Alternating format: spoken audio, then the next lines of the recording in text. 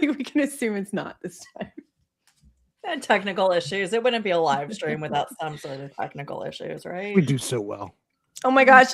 And Peril's frozen right now. Oh no. No. We're new to this. We're so It's amazing. a good freeze. There it It is. is a We're good new to freeze this. frame. Oh no. We're again. definitely live. So, hey, everybody. Thank you for I don't being think we here on Critter XD's YouTube channel for the Will and Chill show. I don't know if we're live now or we're not. So I'm just going to keep going. Okay, going. we're back. Okay, going. so for the Knights Who Say Chill, aka the band of really, really nice good guys. So I Yes. know that Peril, like the rest of us, need to hear the recap. So maybe let's just do introductions. We're going to wait to do your recap, Daniel, until she gets back, if that's okay. Absolutely. Okay, I'll start this time. Okay. I am Wine Spring, and I'm playing Beaks, an Owlin rogue. I'm also known as Ember Hope, and that's my little reputation name that's growing, which is really cool and exciting. And that's it. Nicarlis, you.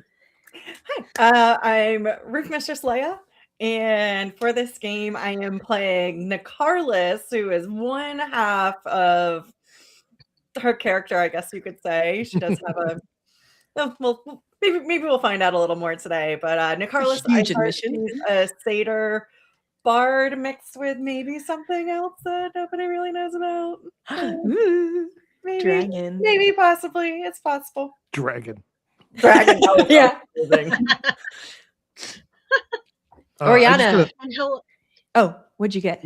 I just got a message that Jess is frozen, so we have to. Yeah. We'll just vamp for a minute. Wait, this is Just easy. vamp. We're Yeah.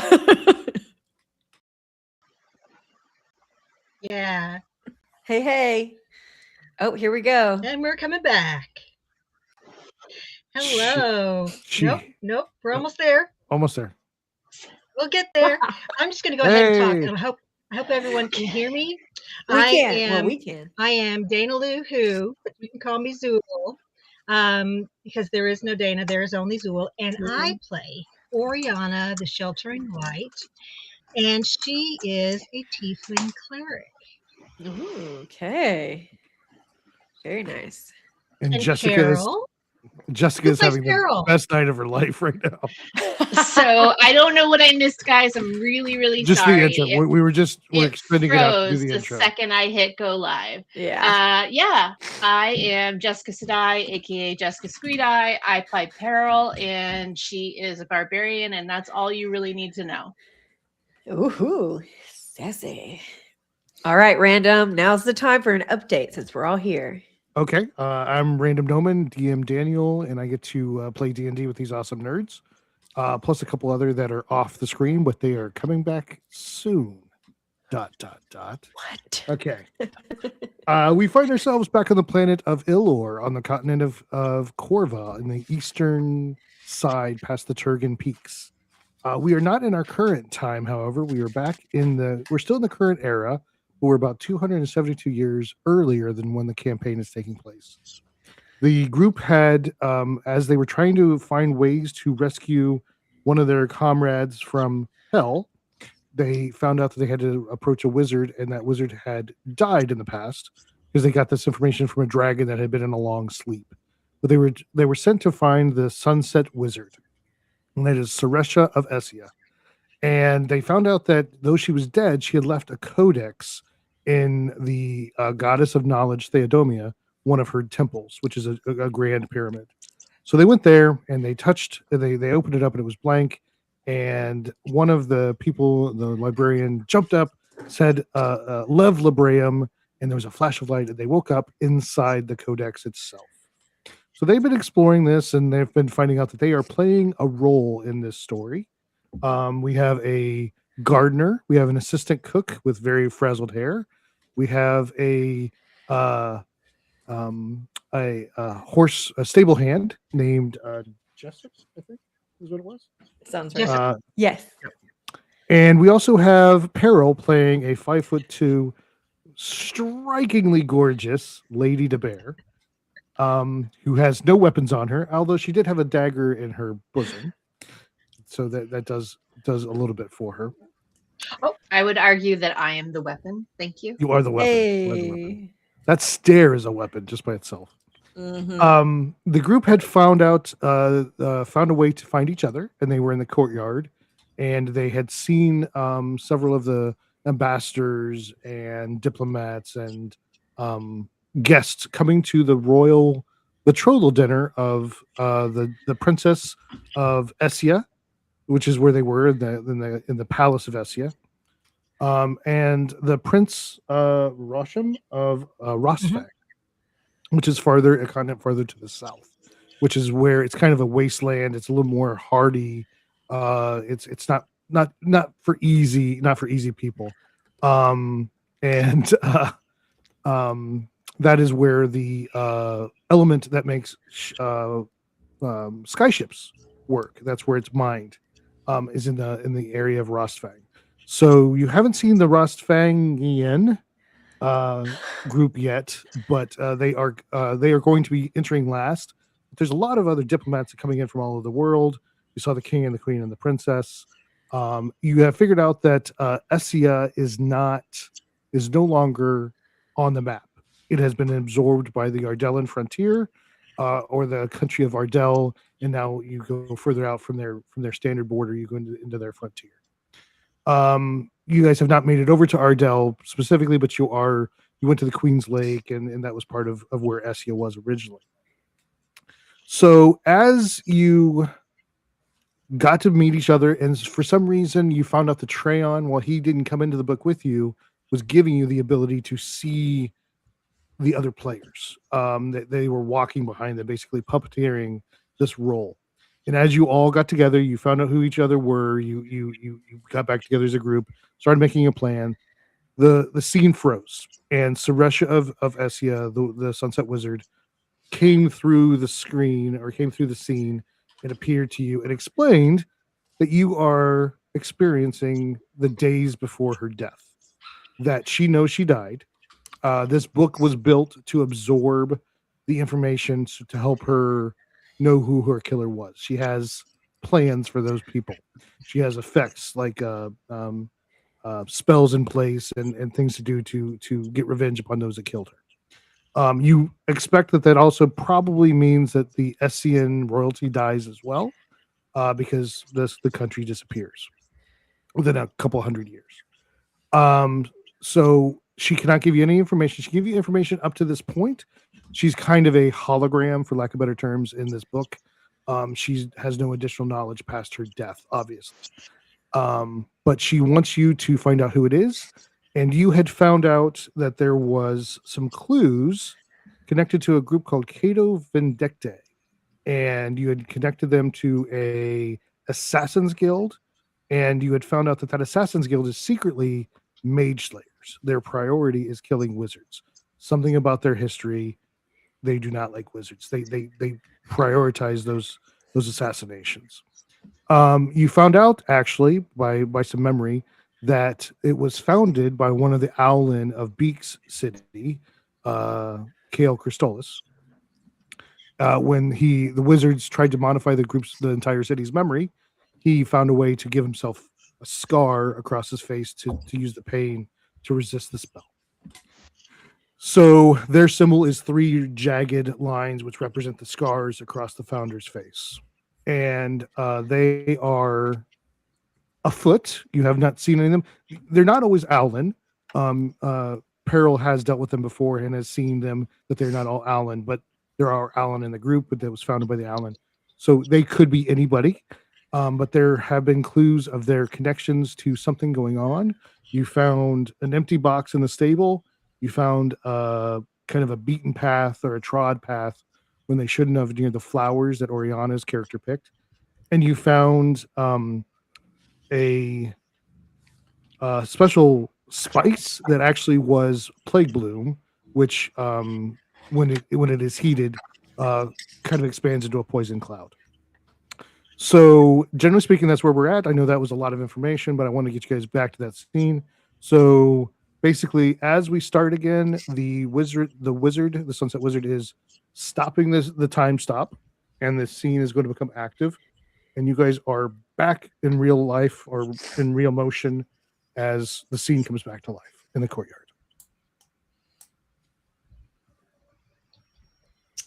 Wow, Hey that guys, was do we want to get out of view and make a plan now that we've talked to the wizard? Do we want to maybe go into the stables out of sight or something? What do we want to do? Above table, let's just make sure we all know what the goal is. Like, so we Mhm. know that the wizard's going to die no matter what. We're just racing the clock at this point, and we know that we need to get her Codex to actually rescue Saphandria. Is that no? Ariana's shaking her head no. Ooh, okay. What is it we needed from her in order to rescue I think Saphandria? we need a map of Dis and a gem attuned to that plane to get there. And I think we needed the Codex, which we found in the library, in order to get to where we are now, so that she can tell us how to get into her stronghold to get the things that we need. That was my understanding, is that we are inside the Codex now. Right. And so we need to ask her for the gem attuned to that plane and the map, and then see what she can tell us. And we also need to know some hints on how to find somebody to cast the right spell to get there. Okay. So we need information. Or? We need information from her, and we need a couple of key supplies, as well as her asking us to try and solve who killed her, and potentially the royal family as well. Does that all make sense? What about the Javelli Plutarchy? So I was thinking that too, because they are guild based, and we're saying that this is a guild, but it did originate with the Owlin, so maybe it just went and lived with the Gavelli. I also have a note that Suresha reacted when we mentioned the Gavelli. Mhm. Yeah. Mm-hmm. So I definitely think we should pull on that thread and investigate if there are any Gavelli ties that we can look at. Okay. I feel like last time our conversation was we should divide and conquer, right? Like I'm still in this costume, and so I can check out like front of the house people. You all are situated to check back of the house stuff, right? Mhm. Yes. I think if you needed one person to go with you, potentially it would be Nicarlis. If we just neaten up her hair, put maybe some ribbons in it to kind of neaten it up, because she can carry a tray, right? She can carry a tray and go with the pretty people, right? Sure. And so you could always say that she's carrying tea for you, or whatever you want her to do. Yeah. The other thing I thought, if we needed somebody to potentially go to check out, I don't know, where the Javelli's rooming to see if they have anything in there. I could pretend that I was told that they wanted me to bring them a bunch of lavender for their pillows, and I could ask directions and we could find out something about that. I don't know, any other ideas? Well, the inventory or the tracking papers that was on the box with the poison was partially burned. So I could go ask my buddy, the chef, if maybe he knows where it specifically came from, and maybe get a little more information from him that way. At least have some sort of country of origin from where this poison was shipped. It was shipped through Rostafang, but it didn't necessarily originate there. So maybe he might remember. My question about that is, does it all come from one place and you have to order it from there and we just don't know who ordered it from there? Or, you know what I'm saying? Like, that's a good idea, though. Would like to pull on that thread. If you're asking about where Plague Bloom comes from, you could make a nature check. Oh. That's did not go well for me last game. Let's see if my dice are a little more. Come on, dice. I can give you advantage. That would be awesome because I had a 2 unless somebody else knows. And, I'll give you advantage. Roll again. okay. Yes. 15 plus. You said history. There's 17. No, Okay, sorry. nature. Nature. Oh, that's even better. That's a 19. Okay. Let me look something up here real quick. There's got to be. Should have had this up already. I apologize. You're all good. Okay. So, what did you roll for your nature? 19. 19. You actually know that plague bloom comes from Corva itself, on the western side of the Dineran Republic, where you guys started, but it comes from the southern side of that in the Corthez jungle, in the city state of Phaz, Phaz. The Corthez jungle is the eastern part of Phaz. So it's from this continent. Jungle again? What'd you say? What was the jungle name? Corthez. Corthez. So it comes from this continent. Is Rostfang in a different continent? Like to the Yes, south? it is. It's the southern continent. It's like, imagine like Australia. It's like down on the other hemisphere.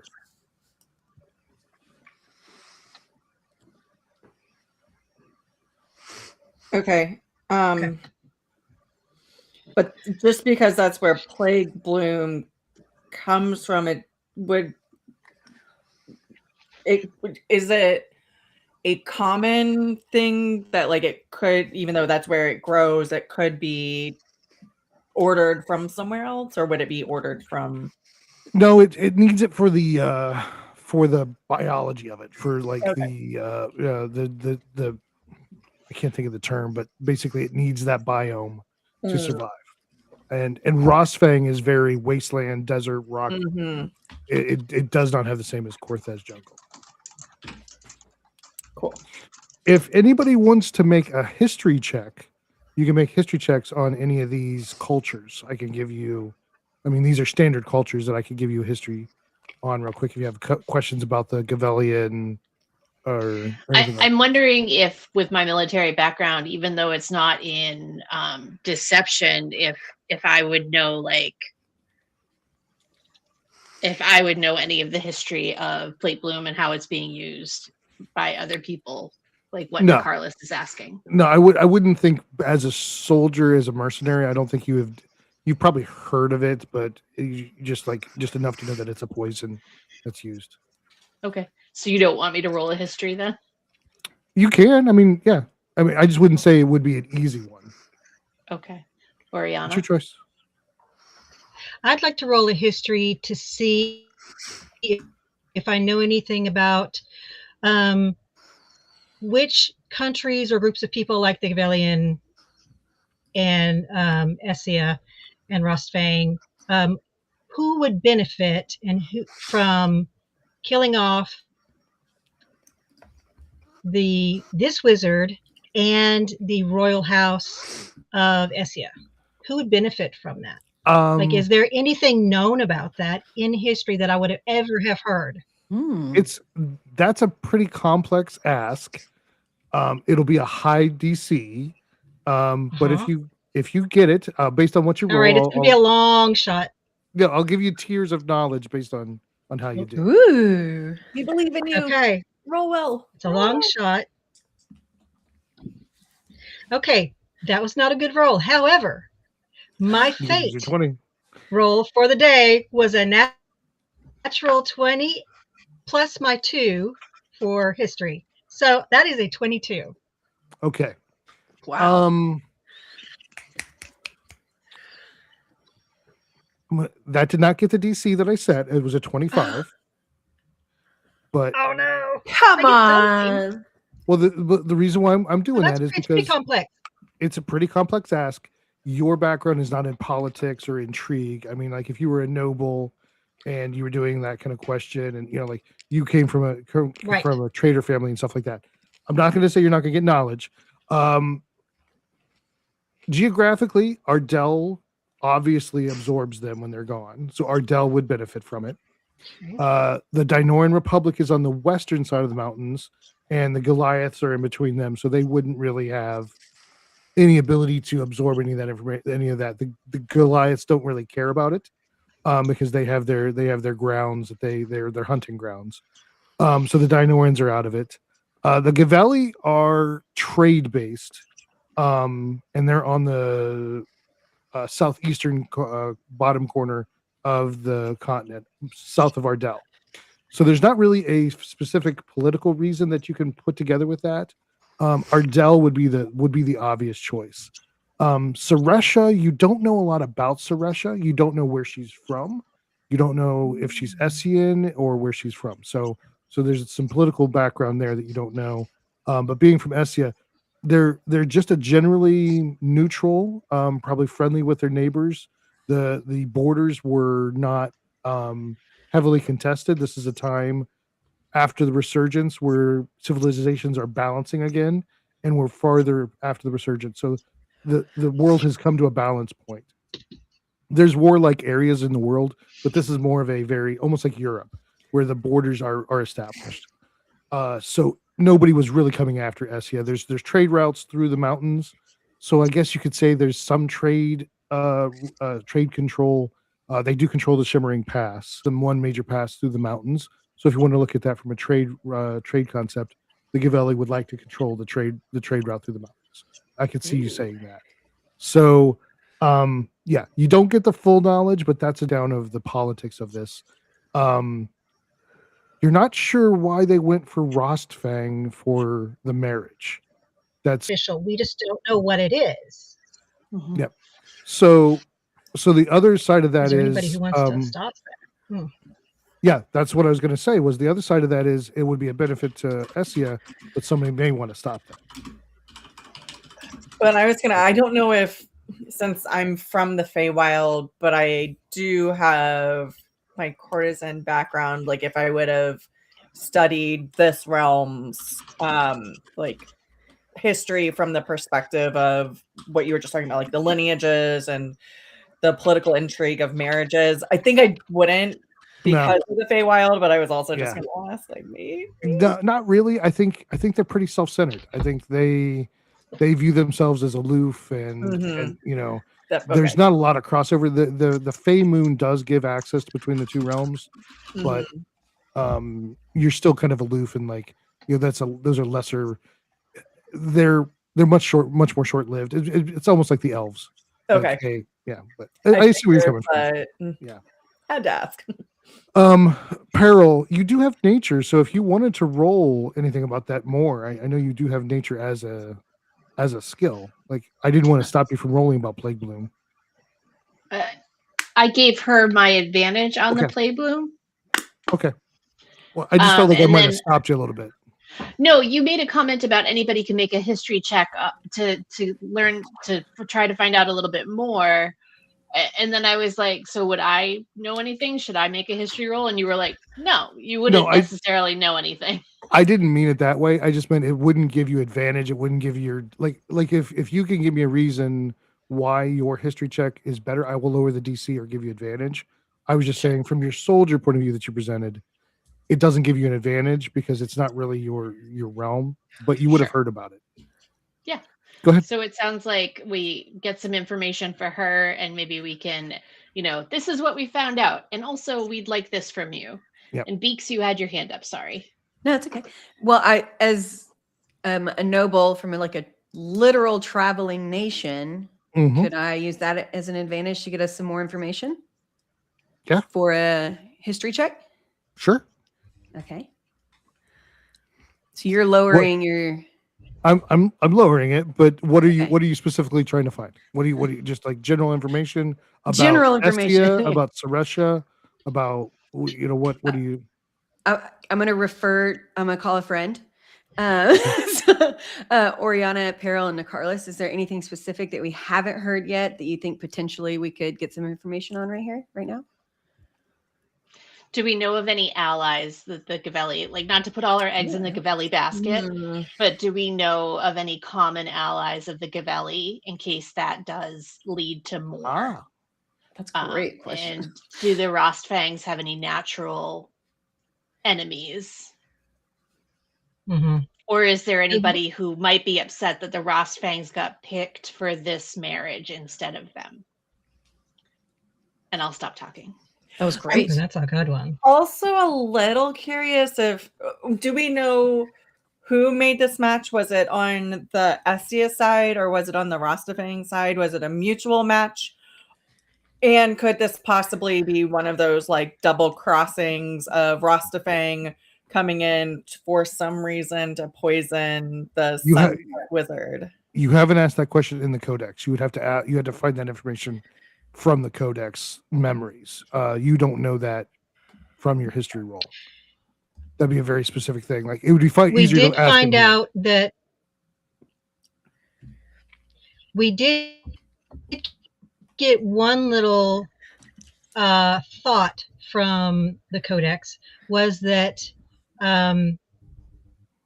they said that they didn't think that Rostfang wanted this, and they didn't think that Rostfang would want to kill the family of Essia.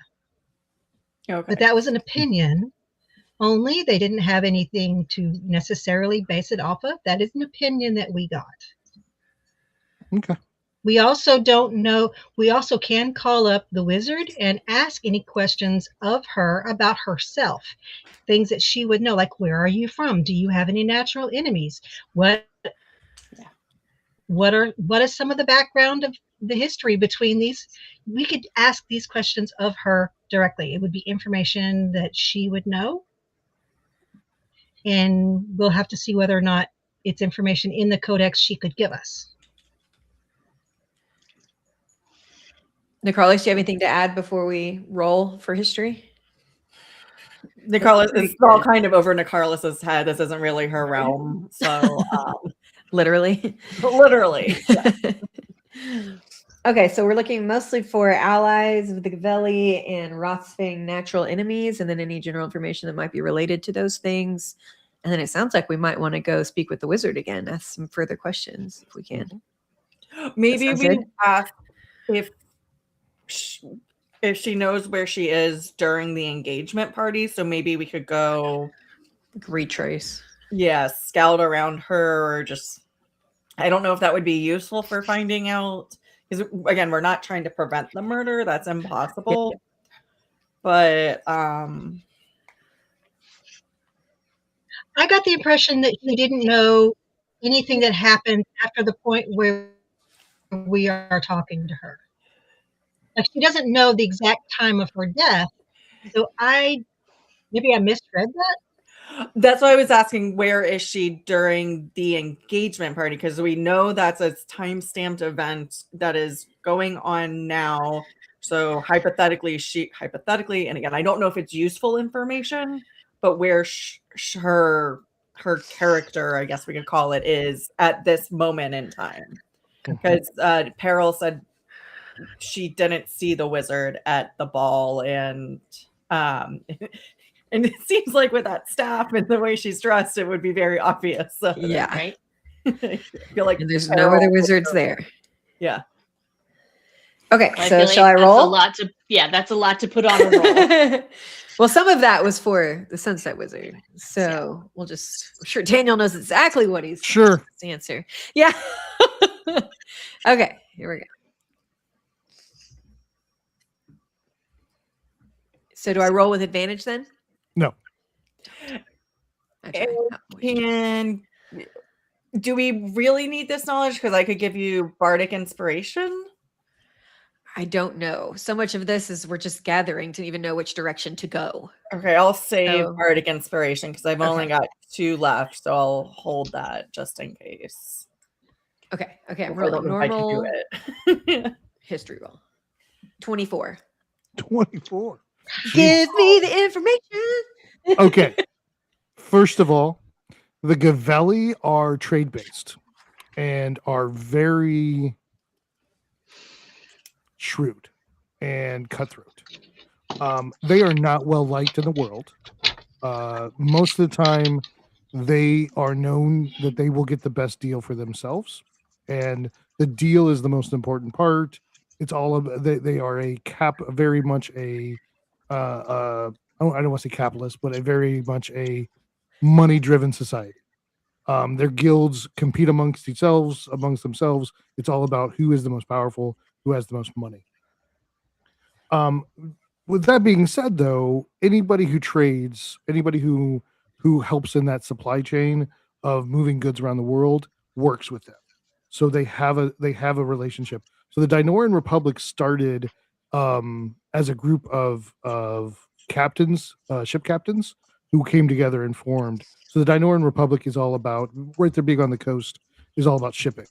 Chimeda on the western side of the world is between Idzar and Amaret. Both of those do trading as well. Rostfang is very isolated. Rostfang,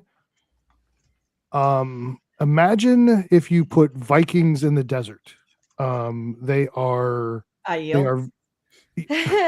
Sorry. Nice. Sorry. not exactly. They're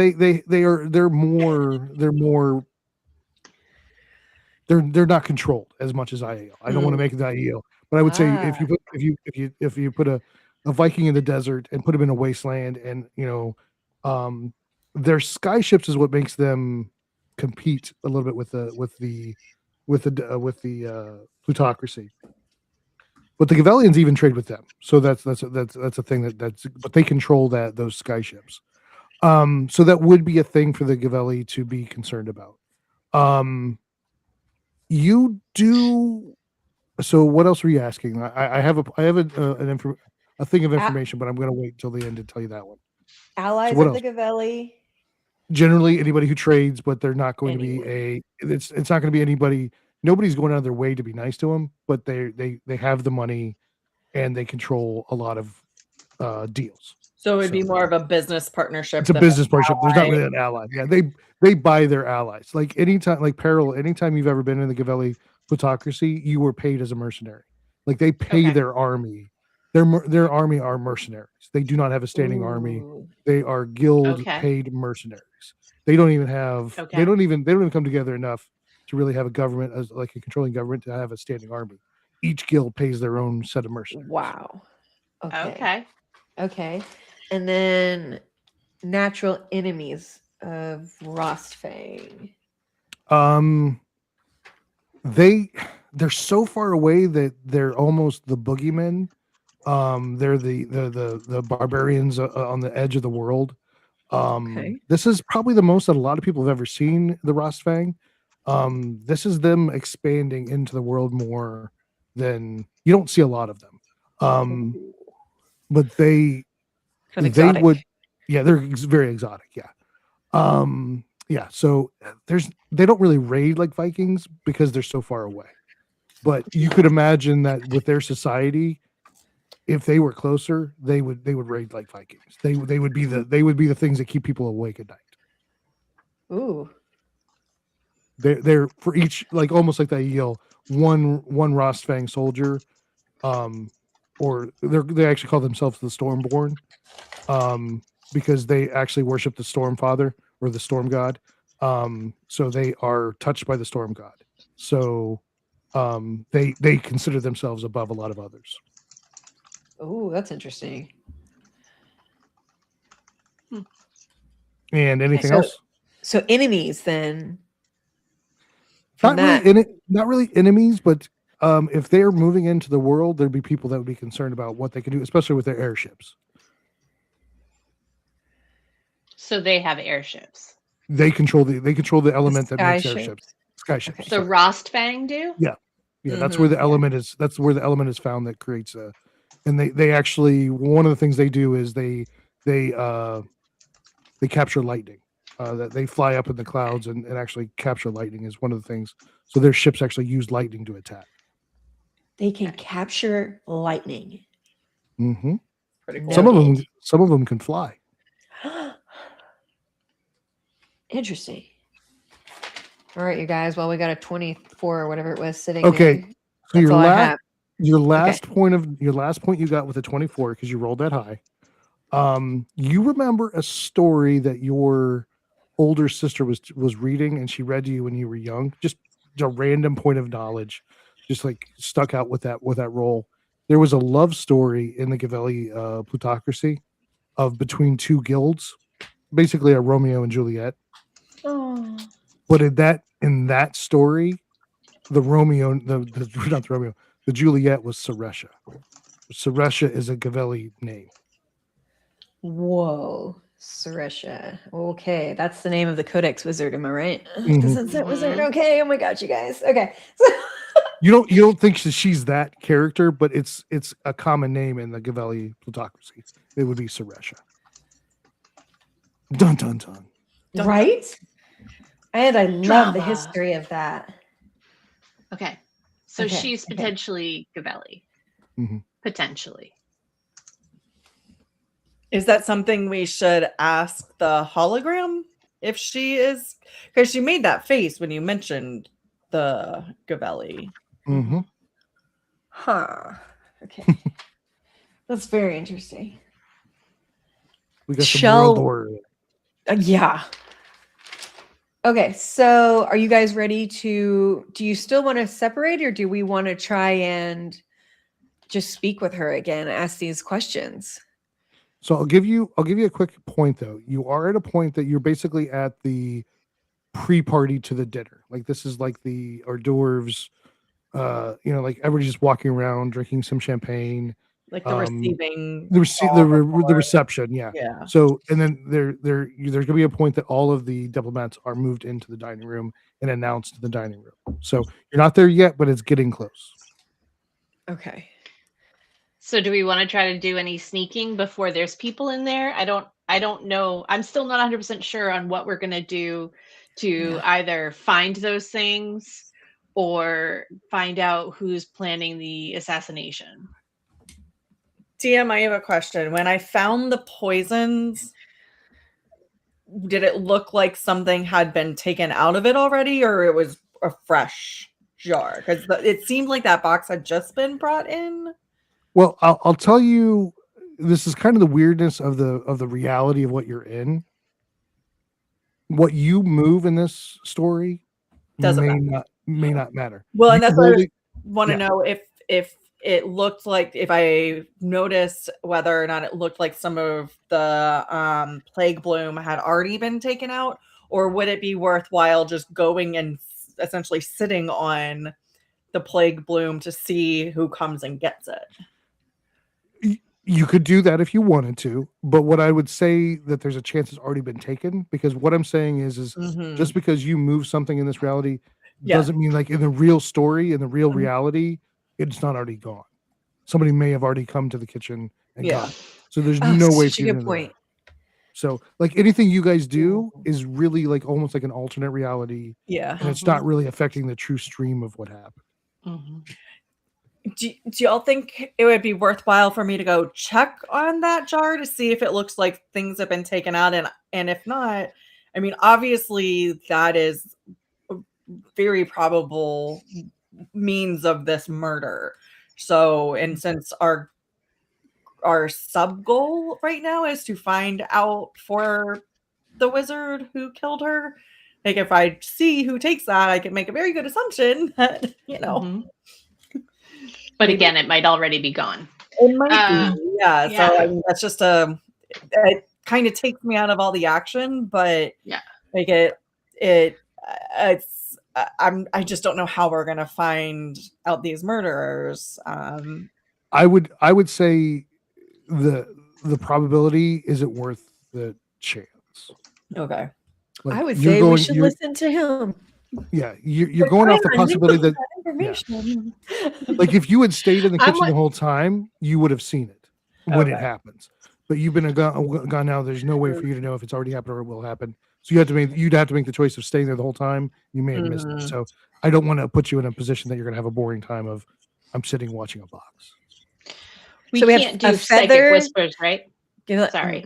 It was all fuzzy It was last time, fuzzy. yeah. Okay. So we have a feather to follow, flowers. Was that right? Something going on with the flowers.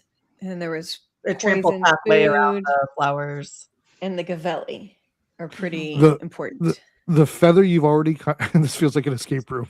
Like you've already dealt with the It feather. does. It's fun though. Okay. Okay. You've already dealt with the feather. The feather got you to the Cato Vindictae and gave you the memory of remembering where they started.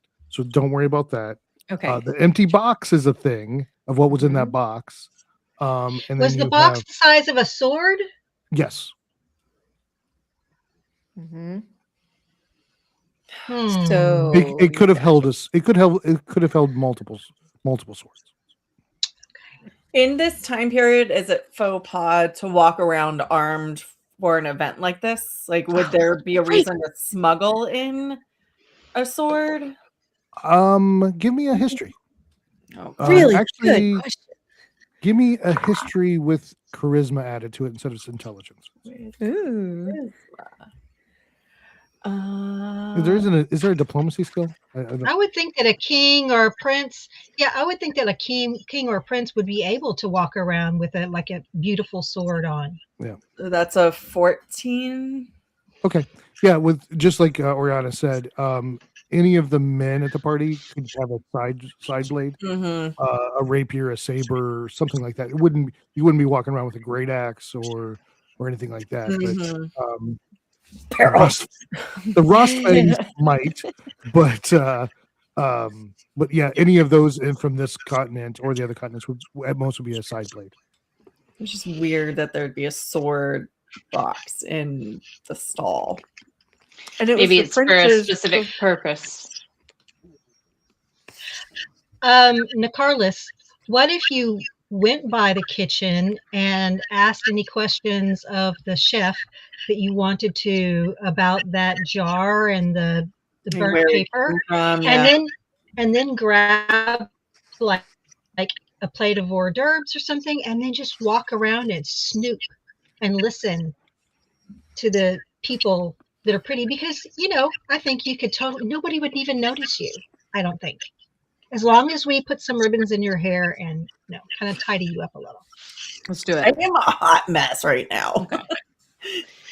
I am covered in flour and food and have you seen this? So we have done a lot of checks. We've got some information.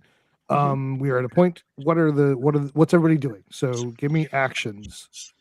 I think I'm going to go back in and try to blend, but also find my way, and also try to find my way to Suresha's chambers to potentially either speak to current Suresha or ask her, and if I do find either her or the chambers, can ask her about the map and or the gem. Okay. Or if she's not there, I can look for a map and or a gem. Okay. Yeah, and I could ask the chef just if he has any more information about where the box came from, who delivered it, or from the kitchen to whoever that dude was that was carrying it earlier. Try to crush me with it. Didn't you say that was okay? Not that important. Give me an insight check, Nicarlis.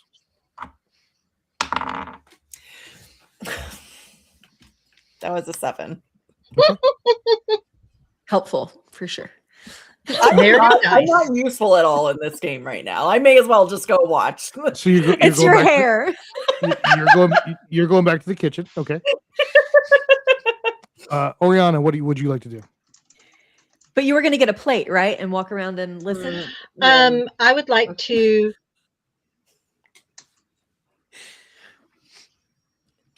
Yep. I would like to swing by the stables.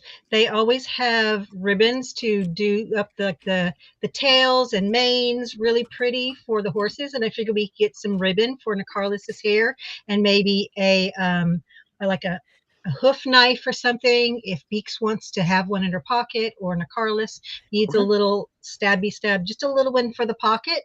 But I really think that we could tidy up your hair really neatly before you go in, and then from there I could go and talk to my boss and just ask her if she happens to have found anything out about those footprints, and then tell her that the Gavelli the Gavellis wanted me to bring them some extra lavender for their pillows and stuff, and ask if she knows like where their rooms are, so that I could go take them some extra lavender, and maybe I'll bring some of the ribbon with me to tie up the lavender. And I could just go quickly cut some lavender and then go talk to her and see if I could snoop. We'll start with you, Beaks. Oriana, just because Beaks hasn't said yet. Go ahead, Beaks. What are you trying to? Okay, so the Gavellis are not there yet at the party. Is that right? They are. They are. You There was someone who You saw hasn't them come in. arrived. Who hadn't arrived there at the end? The Rostfangs have not entered yet. Have not entered yet. Or the Essian royalty. Okay. I would like to go post up in a very stealthy way near the Gavellians. Okay. And just observe the movements of them. Okay. Okay. All right. Done. Give me an insight check. Okay.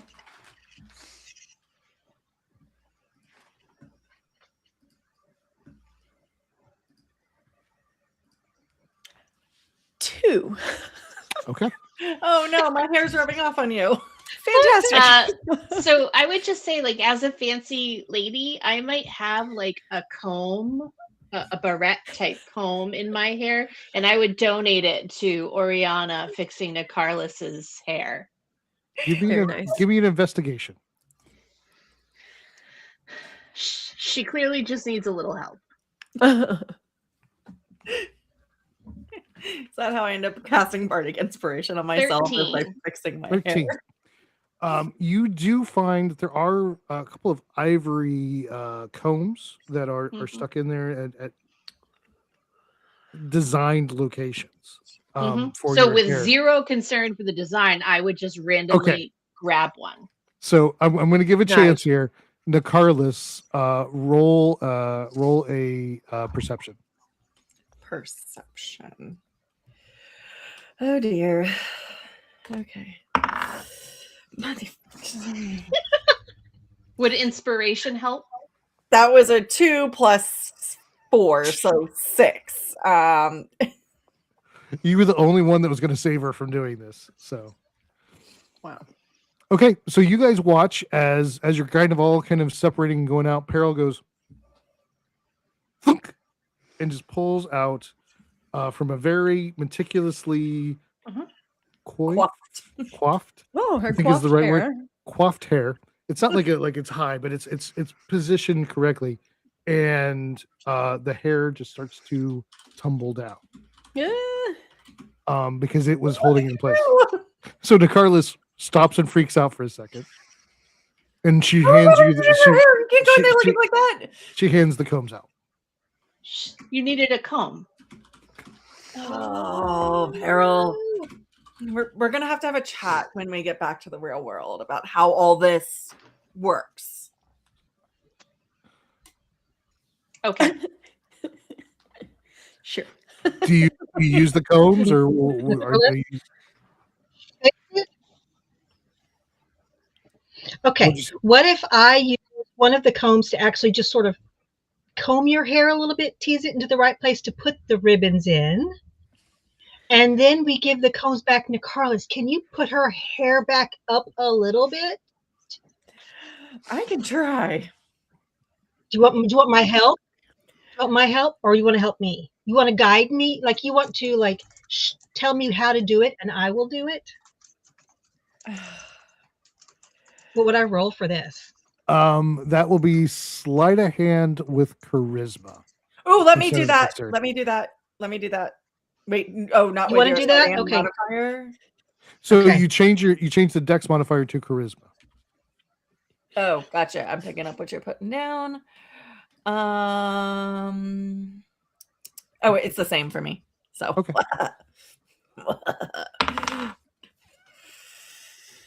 Natural 1 for a 13. Plus my inspiration. Plus- I oh, have what's heroic inspiration, Okay. and I'm going to spend it on a hairdo. Hey. All right, that makes it 26. 26.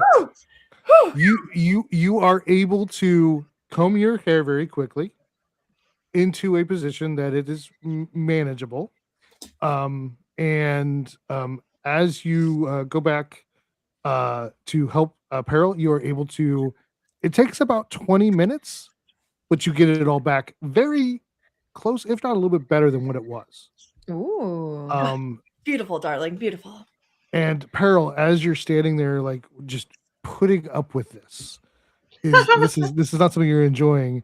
You watch as for some reason, Carlos's hair just starts to frizz again. No.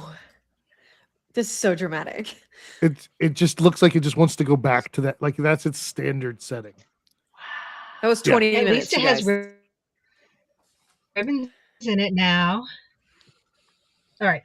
We All right, tried. let's do this investigation. This is just not like Yeah. Let's just roll. Okay, so This you guys, is taking so so you guys long. spent about 20 minutes. I'm gonna, while you guys are doing that, we're gonna go to Oriana because you had a couple of stops you're gonna make.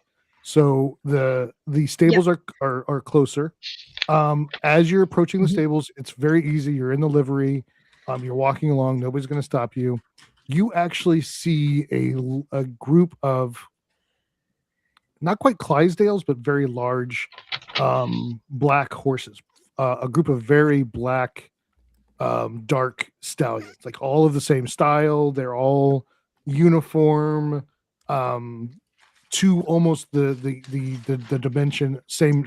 They look identical, Matched. matched. There's 6 of them, and they're they have regalia on them, and you see all of the riders are in high formal wear. So you're seeing basically an honor guard, a mounted honor guard that comes out of the stables, and they get into position, almost like the Blue Angels, or like like the jet pilots, that they could just get into formation and they trot. These are highly trained riders, highly trained horses, beautiful horses.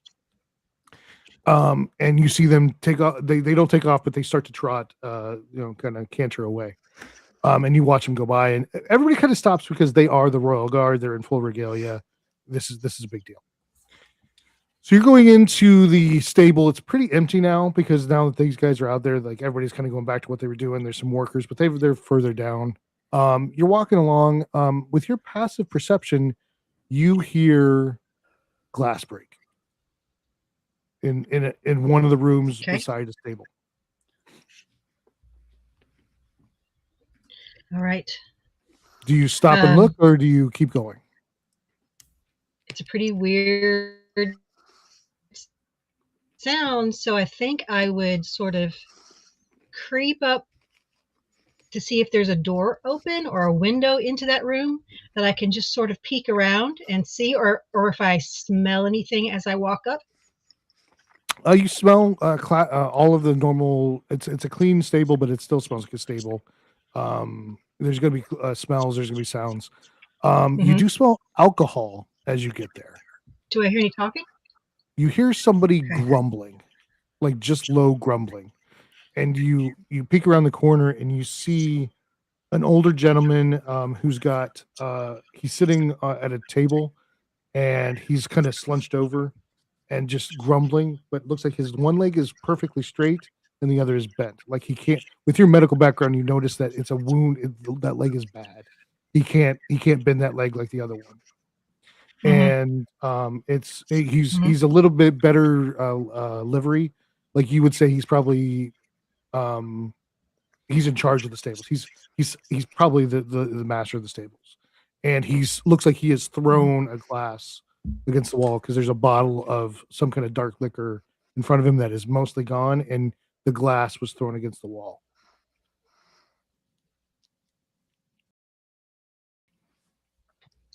Oh, so I will say, oh, as I was walking through the stables, I heard glass. Is everything okay in here? Are you okay? He turns around. He turns around, and you see just like the hair kind of falls in front of his, and he's like, "What are you doing here? Get out of here! You're not supposed to be in here. I'm the master of the stables. You should not be here. I shouldn't be here. You get out." And he starts to get up and kind of chase you. He's gonna chase you if you stay there. Well, can outrun him for sure.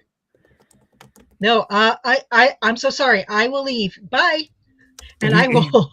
He grabs the bottle and you hear Look him at yelling Dale. at you. Basically, Tell me. he basically is holding a bottle and he's yelling at you as you run away. Do you try to go back or do you? Tell me. I will. Tell me. I will go. Yeah. I will go past.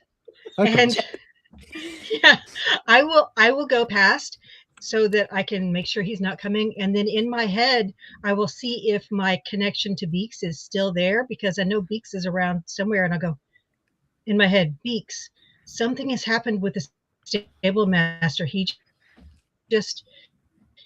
got really angry and threw some glass in his room and he chased me off.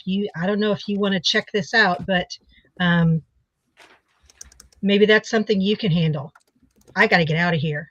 You get that it's very fuzzy, but you just have to listen a little bit. So yeah, you recognize that that's Master Lirio, that was kind of your mentor in the stables as Jerup. So I did hear just enough. She told you that, but it's tough to hear. But yeah, you basically have to concentrate and listen. It's like it's through static. Yep. But on my way, I quickly dug it, dip into the room where they keep all of like the tack and the ribbons, all that stuff, and that's where. No. He chased you out of the stables. Oh, I don't get a chance for ribbons or anything. Okay, I just go. I just run out the other end. You were basically walking in before you got. I just go straight through and run out the nearest door, and then go whew, and then make my way over to where the lilac is in the gardens, and harvest enough for two beautiful sprays, because I saw two men get out of that coach, and they would have been like the high-level Gavelians. So, and then I'm going to look around and see if I can find. Theva is not there. Find Theva. Theva's not there. Okay. Is there?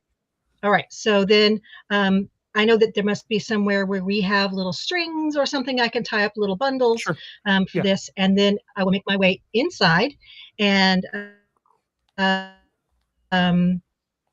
you can see if I find someone else in livery who might. Yeah, hold on a second. Stop for a second. You easily find somebody that can tell you where they're at. You can get to their rooms, no problem. There's a lot of activity going on the other side of it. You can get to the rooms, no problem. What would you like to do? You're in front of their doors. Basically, they're in a suite. There's a common room between the two rooms. What would you like to do as you kind of get there? The door's not locked. They don't have a reason to lock it. So. Ooh. Okay, so before I go in, I'd like to stop and listen to see if I hear anything. Give me a perception.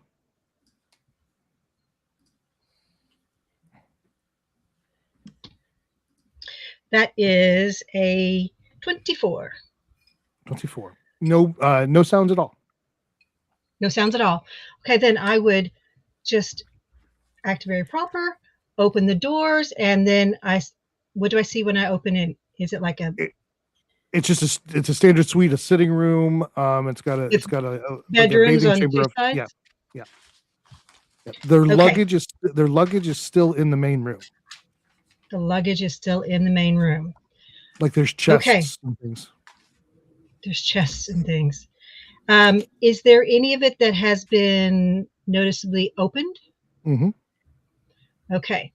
I would like to close the door behind me and quickly look through and see if I see anything that resembles the mark I've seen, and the ones that haven't been opened in particular, and then just see what I can see at first. Sure, give me an investigation. Like what kinds of things have been opened? Yep. Maybe I should have saved that 20 for this. Well, investigation. That is a 15. 15. You find in the top of one of the chests as you're opening, you see where there's a band of leather on the inside to kind of support it.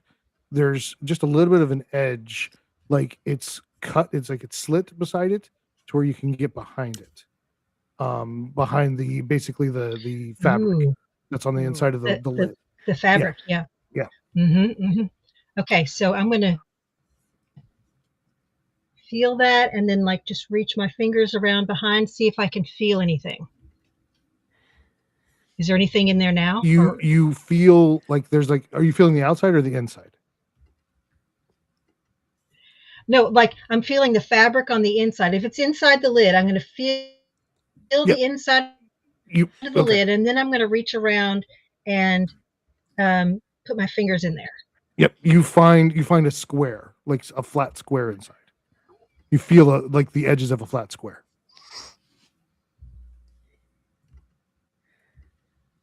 Okay.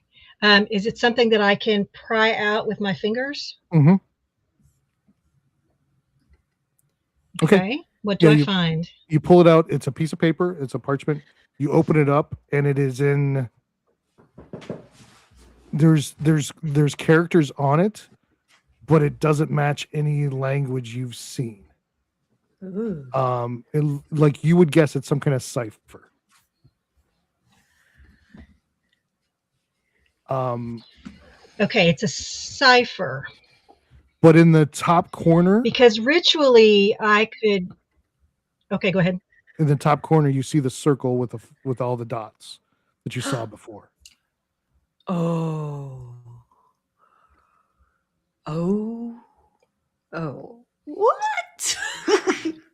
Okay, that circle with the dots is what was used by the librarian who got us in here. Okay. All right. I haven't tried my magic in here. I would like to cast. I don't want to use the 10 minutes for ritual casting. So I'm going to cast Comprehend Languages and see if I can get any more information from it. And then I'll know for sure it's just a cipher, or if it's another language I'm just not familiar with. You go to cast the spell. You complete the spell as normal. You do the prayer, kind of the litany of how it's done in the clerical way, and it does not take effect. You cannot cast the spell. Oh, good try.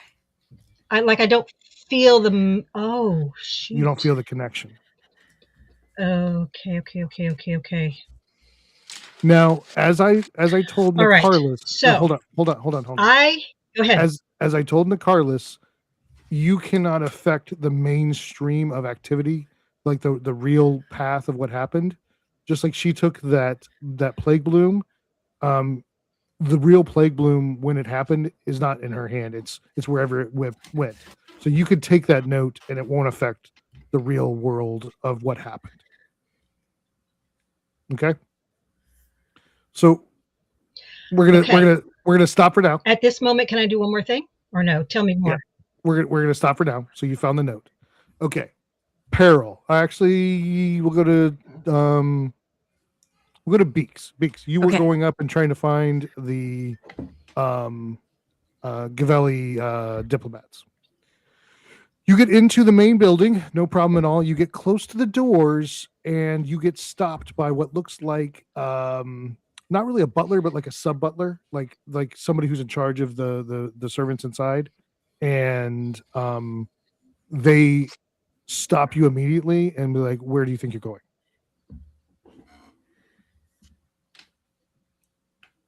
I am gonna play dumb. You can't go in like that. Who taught you how to, like, you remember, like, as you were working in the stables, it was hot. Mm-hmm. You had your jacket open and your collar undone.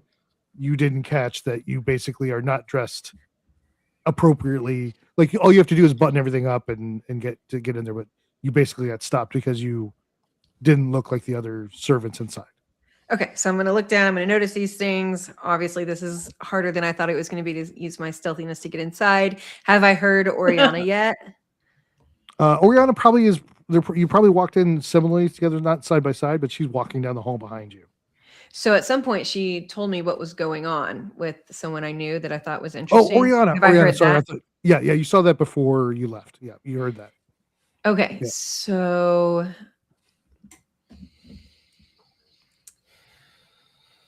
well, I'm just gonna go ahead and fix myself up and see if it gets me in. Okay, give me a deception.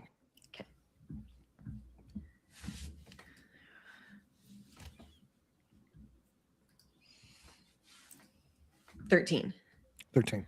Enough. Yeah, you figure out how to kind of button everything up, kind of brush your hair a little bit, get it in place. He doesn't look happy, but he hands you a tray and Okay. has you send some walk around. He says, walk the edge first, as we've taught you, and he's acting like you know what you're doing, but you can so you go ahead and go into the party. Okay, so I know who the Gavillians are because I saw their You saw them. horses, everything. So I'm going to Give me a make my way perception. in that direction. Okay.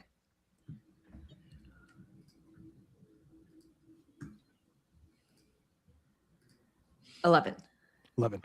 After about 10 minutes, you find them. They're on the far right side. Yeah. Oh, you rolled an 11. So No kidding. Jeez, I sure did. so Okay, yeah, you make your way over to them. With your standard perception, you hear them talking. They're talking to what looks like somebody from another fine country. You don't recognize the it's somebody else from another country. Sounds like they're trying to make some kind of deal, some kind of partnership, some kind of trade deal with them. Like they're in a position of power to make an agreement. Like we need to do this. So they're basically just talking business at this point. Okay. Do I see any sign of the... Oh, whose horse was it again that I was by?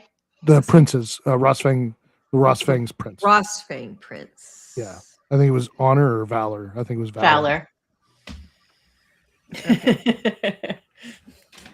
Thank you. So by using my passive perception, it sounds like a whole lot of nothing's happening right now. Yeah, for right now they're can't just talking business. Yeah. I can't see anything that's even worth sticking around for. Do I see the Rosfangs yet? Have they entered? No, they have not. They have not entered.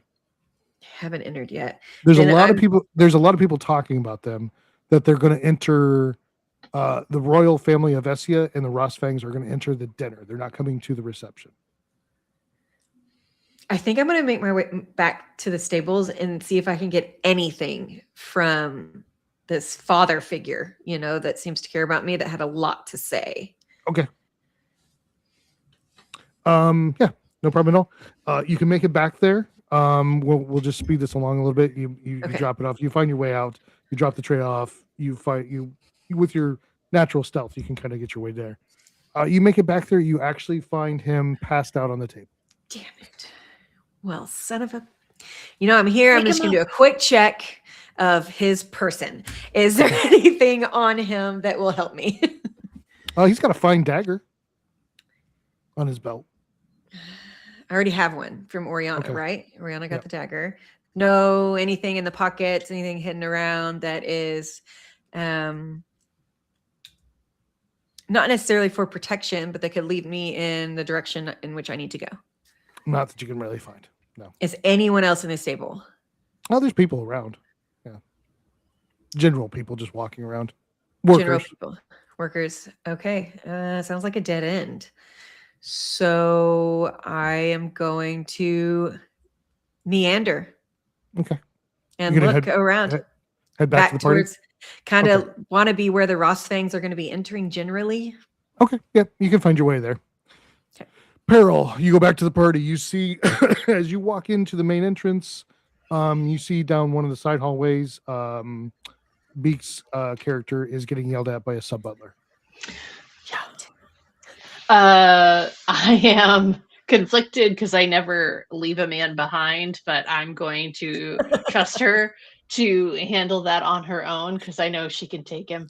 And I'll keep going forward, try to skirt around the fringes. I'm going to try to find my way beyond where people are generally milling. Okay. To try and find hallways to see if I can find an inside servant who might be able to help me? Sure. You can easily find somebody. Yep. Okay. So in my best, worst debutante voice, I would say, excuse me, I need to speak to the Sunset Wizard, Suresha. She summoned me, but I do not remember where her quarters are. I need you to show me where that is, please. The young girl, she's probably 12, 13, blanches at that. She's like, I don't know where she lives. I heard she changes into a bird and flies to the cloud. Well, that's nonsense. She's a wizard. She okay. Flummoxed. Peril doesn't know what to do, so she says, well, I guess I'll go look, and tries to walk down the hall like she has a plan, but she has no plan. Give me an investigation. Sure.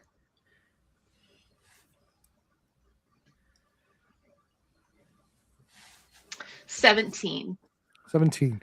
You find 2 or 3 hallways that come off of this ballroom. As you go down the first one, it is really just to the outside. It's another entrance from the other side. It's more of a servant's entrance. It's not a main entrance. You find another one that goes into what would be kind of the not so much a pantry, but a livery. Like it's where the staging area for the party servants would be. And so you kind of surprise some of them, and they're like, "Can we help you?" Things like that. Carry on. The third one is really complex. You go for about 10 minutes and you get turned around, and you're not even sure. It's actually kind of weird. You keep going past the same crossing. We've done it like 5 times now. It's the same painting 5 times. Oh. So Peril would do something that her party would never expect her to do. She'll check her blind spots to see if there's anybody that can see her. She'll rest with her back against a wall, and she puts her hand to her shoulder where she normally keeps a handkerchief hidden under her pauldron, and says, "All Mother, I could really use a hand right now. Is there any way you can help me find this blasted wizard?" You feel no connection to the All Mother. No. That's so sad. I will look. So, given that, she will try to think her way through the problem. She'll try and see. She's walked by the picture 5 times. What else has she noticed multiple times? Because she is alert. She is attentive. Yeah, you see landmarks, but every time, no matter which way you go, for some reason, you keep going past the same 3 or 4 landmarks. So I'm left to think that I'm probably confounded. There's something probably working against me. Or I am just well and truly lost. You don't get lost that easy. This seems like it's something's working against you. Do you turn around? Do you turn around to go back?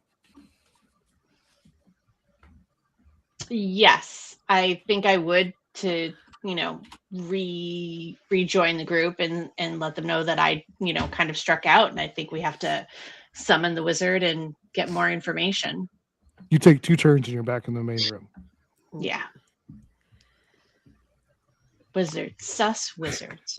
Okay, Nicarlis, you come up. Do you go to the kitchen first, or do you go to the ballroom? I'm gonna go to the kitchen first. I do want to talk to my buddy Torrance just really quick. I also want, now that I know a little bit more about what's going on, I do want to check that box one more time and see if there was just anything I missed. And then I will grab whatever tray needs to go out to be circled and take that to walk around the room. Another thing I want to ask, so again, I want to ask Torrance about if he knew the origins of the box, like any information that, being in charge of the kitchen, hopefully he has a little bit more details, as well as kind of be like, oh, what, aren't we supposed to be bringing the wizard something special to eat? Like, I want to make sure that we've got that taken care of and try to see if he knows her, where she is, or where to expect her to be. And then maybe steal some more stabby stabs to give to Peril. Okay. So your name is Torvins. My name's Torvins. Okay. Yeah. It's the head chef is Fernand. He's the muscle-bound guy that's barely fits in the in the cosmos. Nothing. You go in, and the first thing you notice is that box is missing. Gasp. Okay. Now I need to know where it possibly went, maybe. You find Fernand in the other end. He looks like he's going through some paperwork, kind of just managing as a chef would do. Is other people are finishing up things. He's kind of managing some details. Torvins, how are you? How are you? I'm good. Sorry, I already forgot my name. You're having a good day. It's that flower wine. It's still really getting to me. Those gardeners. I know, right? So, hey, I have a couple questions. Just wanted to double check that box that got delivered. Like, where did that go? Like, and where did that come from? There was a lady in here earlier asking about it, so I wanted to keep an eye on it. But so when you are talking to him, he said hello, and then he put his head back down. He's writing. When you mention that box, he stops. Which box are you talking about? That box that that kid almost crushed me with, and it had like a couple of interesting herbs in it. And again, like there was a lady in here at one of the one of those fancy ladies and came in and was asking about it. So I wanted to see what you knew about it. Yes. Don't worry about that box. It is gone. Where'd it go? Don't worry about the box. It is gone. Insight check to see, because he's acting sketchy. Good. Okay. Oh no, I'm nervous because my rolls have been sucking. 19. He's tense talking about this box. He does not want to talk about that box. Come on, Torvin. Like help a girl out. So you don't want me to get in trouble with the nobles, do you? It's his name. Damn it. I even wrote it down. You, hey buddy. He turns to fully face you and puts the pencil down. You do not need to worry about the box. Go about your business. Oof. I don't like this. Obviously, he's not going to talk about it. Okay, well, the other thing that I just wanted to double check and make sure that we had the wizard taken care of for tonight. Like, what? Don't I recall something about it, like a special meal that we need to bring to her? I wanted to make sure that, like, take that off your plate. You know what I mean? See what I did there? And like I'll take care of all this stuff for the wizard because you've got the rest of the party to worry about. He picks up the pencil again and turns away from you. And as he turns away from you, like he's ending the conversation, he goes, "Do not worry, the wizard is taken care of." Sketchy motherfucker, murderer. Okay, it's like, okay, well, I'll just be over there if you need anything. I'll just go about my business, grab a tray, and get the hell out. Can I connect with Beaks right now, or can only she connect with? You can give me a try. You can try. Oriana could. Beaks. Oh my god, I think I found the murderer. It's all static. You're too far away now from her. Yeah. You hear static in your head, like somebody's trying to connect, but they're too far away. Okay. So basically, I'm gonna just keep screaming, "Beaks! I think I found the murderer!" as I like grab a tray and rush towards the direction of the ballroom. Right. Okay. You end up in the ballroom. Is there anything you're wanting to do in the ballroom? Are you find my friends and get some help with whatever, like get their opinion on what's going on and form possible next steps. Okay. Oriana, I'm assuming you're going to head down to the ballroom at some point. Um, yes, I am. I need to make sure that when I do, that I take off my, I have an apron that I've used for outside. I need to make sure I don't have that apron on. I can maybe grab one of the ones from the kitchen as I go through like the butler's pantry or something, and just um, maybe go stand just inside the door and kind of like in a pose like waiting, like to give someone for someone to give me instructions, and just kind of eye around and possibly wait. Is it about time for them to go into dinner? Yeah, so we're gonna just go ahead and speed this up. We're gonna bring all back together. All of you are back in the ballroom, and as you get there, you meet up. You start to talk about what it is. Basically, I'll just assume that you all kind of fill each other in on what you found. As you kind of get done with that conversation, you find a weird kind of corner to do it because you're all like, she's like, probably Peril is standing close to you and listening to the three of you talk as your servants, so it doesn't make it weird. But you guys find a way to do it. But as you get done with that, they open up the doors to the dining room and they start moving people into the dining room. So they start moving through, and you guys can kind of work your way in there as well. There's other doors that go into it. You can go in from the side as a servant. Peril, you can go in and line up as well. Because you're basically a noble of Essia, you can go in on your own. You won't really be announced like the other diplomats. But basically, you can all get into the dining room. I would definitely be on high alert to see if anybody looks like they're acting strange or anything. Okay. And also to see if I can spot the royal party and the Rostfang contingent to see if they've arrived yet. Okay, yeah, give me an insight. Oh, I'm not actually good at this. 3. Great. You're not in your element. You find your seat, and that's the best you can do, and that still takes you a while. So they start announcing people, and there's a herald basically, or an announcer at the door, and he calls out from the Dinoran Republic, Captain Chevier, and it's a dark-skinned, beautiful woman in a full like captain's regalia, like a sea captain, like almost like a pirate's captain. But it's in like fancy version. And with the captain is Master of Coin Johns, and you see a kind of a thinner man, looks like he's kind of a Master of Coin kind of thing, he's basically an accountant, like an employee. From Ardell, Prince Toller and Duke Kelbin, the foreign minister. From the Gavelli plutocracy, Master Serenato of Guild Serenetto, Master Tagliano of Guild Zabetti. The two men you saw before, they enter. People are applauding, and there's general music going on. From Bip Bep, First Tinker Smolvit. It's a female gnome. From Dormagen, High Foreman Hagorn Redhammer, and you see a dwarf come in, and he's got his beard all braided and in full like leather armor, and the classic. From Amarat, the third Lord and Lady of the Isle, Levian and Therese Consolette. From Kameta, the Count and Countess Mershon, Hareg and Camille. Then you see a beautiful set of silver elves come in, like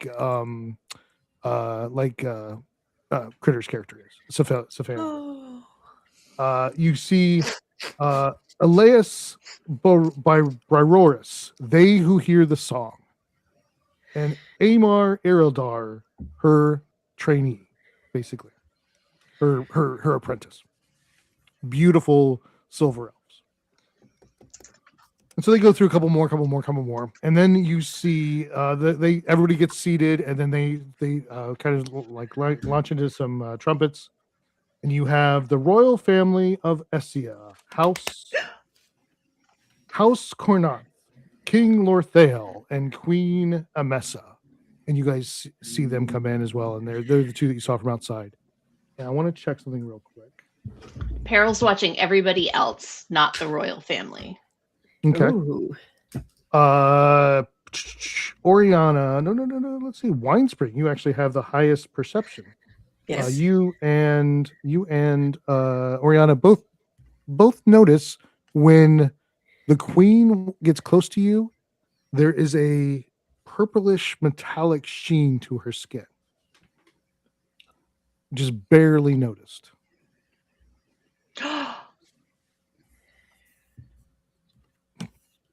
You just muted yourself. And then you see then they announce Princess Zavilia, the betrothed, and a beautiful young princess that you saw outside. Like 18, 19 comes in full beautiful dress, and they all come to the head table, and then a little bit goes on and everybody kind of talks for a bit, and then you hear drums. Dun, dun, dun, dun, dun, dun, dun, dun, dun. And you hear from Rostfang, you hear them talk about them, and let me get down to them. Of Pyre Rev, the Outland speaker is Gared, and you see a thinner, older gentleman, looks like an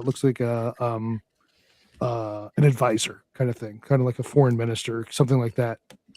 From Pyre Rev, All Chief Vosk, and as you see him come in, you see a man kind of come in front of the door, and it is like I said, a Viking of the desert.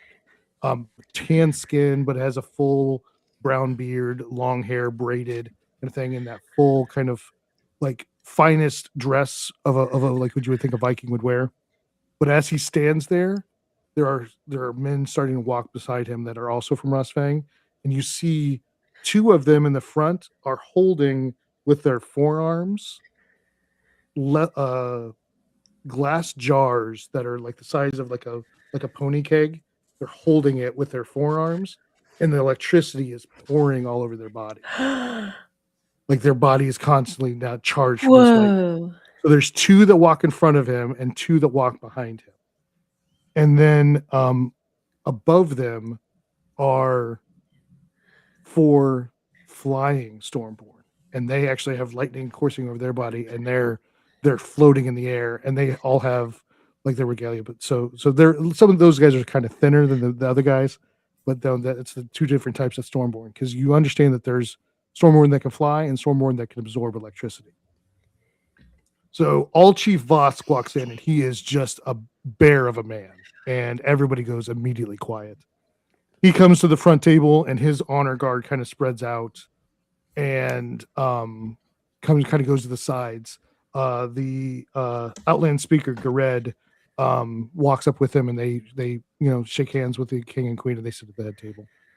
And then they announce Prince Rosham of Rostfang, and then you see him come in as well, but he's coming in flying, and he is one of the Stormborn that can fly, and he comes in basically just floating just a few feet above the air, and is just a handsome young man in his late teens, a very, not like a long beard like his father, but you can tell that he will grow to look like his father. He may not be as big, but you can see his father's face in him being young, but his is a very trimmed beard, and like all of the girls immediately gasp, probably some of the guys too. Carlos gasps. Yeah. One girl doesn't. One girl doesn't. easily the most handsome man, and not in a like beautiful way, but in like just a handsome way, not effeminate at all, just very much a Pedro rugged. Pascal. Yeah, rugged as hell, basically. Yeah, like from the wilderness. Rugged? Yeah. So they all come in and they sit down, and you guys see them sit at the head table, and you notice Oriana, as you're kind of watching what's going on, that your Athasian roses are in a centerpiece at the head table, and they are beautifully and there's like, it looks like there's a beam of light coming from the ceiling because she put magic on it, and it looks like daylight is hitting it, and there's sparkles coming off of it, and it's just the most beautiful thing. It's just an array of Athasian roses, and as you're standing there, suddenly right behind the king and queen, the sunset wizard appears. And she basically Do we think it's about to go down? She finds a seat at the table and sits on the side with the Essians. Anything you guys want to do now that dinner has started? So I filled everybody in on the sketchiness of the head chef. And again, the point is not to stop the assassination, but do we want to maybe call the hologram version? Do we think that's do you guys trust that that's enough information to give the hologram, or do we want to investigate this further? I'm kind of at a loss. Like, he was obviously stonewalling me, which was so rude, but like I just we got to do I think something. I think we should call her now because we're running out of time. And she was able to stop time, and before any food makes it on the table, I think now. Did Oriana take the letter? Yes. Okay, so yeah, let's And I definitely can- call her yes. because she could probably read it. I can also read any languages. Oriana, what do you say? Yes, I wanted to post up in the room where maybe they were plating up things about to go in, because I know that the leaves that were poisonous, the plague bloom, when it gets hot, that's when it makes the gas, the poison gas. So I figure it has to be like added last minute. So I wanted to kind of keep an eye on that. So I wanted to kind of post up in maybe the butler's pantry, wherever they're like getting ready to put the stuff right as it goes out. Keep an eye on that. So if we all kind of go in there like we're going to pick up something, we could go in there and then stop and call her, and we can show her and tell her and go from there. Give me a quick investigation to see if you can find that jar. Okay. Let's go.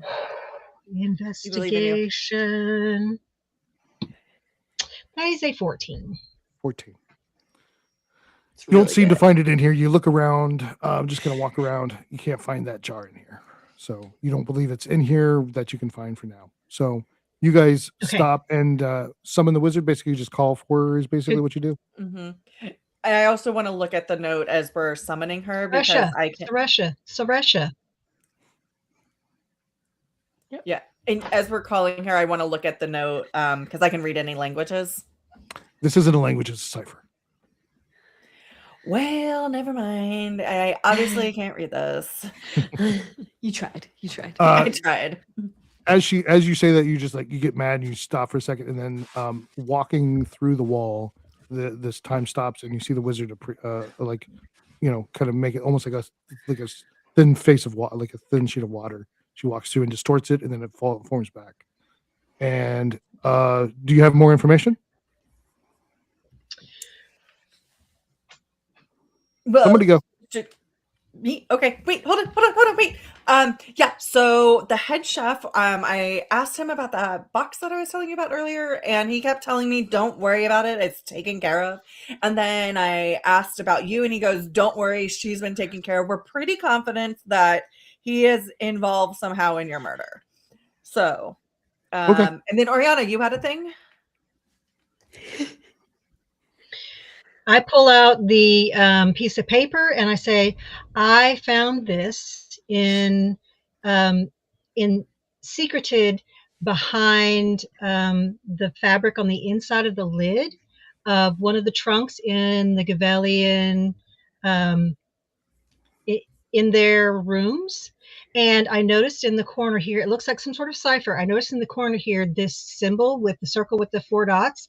And when we were looking at your codex, the librarian who sent us here to you used that symbol when she said the magic words to send us to you. So what does this mean to you? What does the symbol mean to you?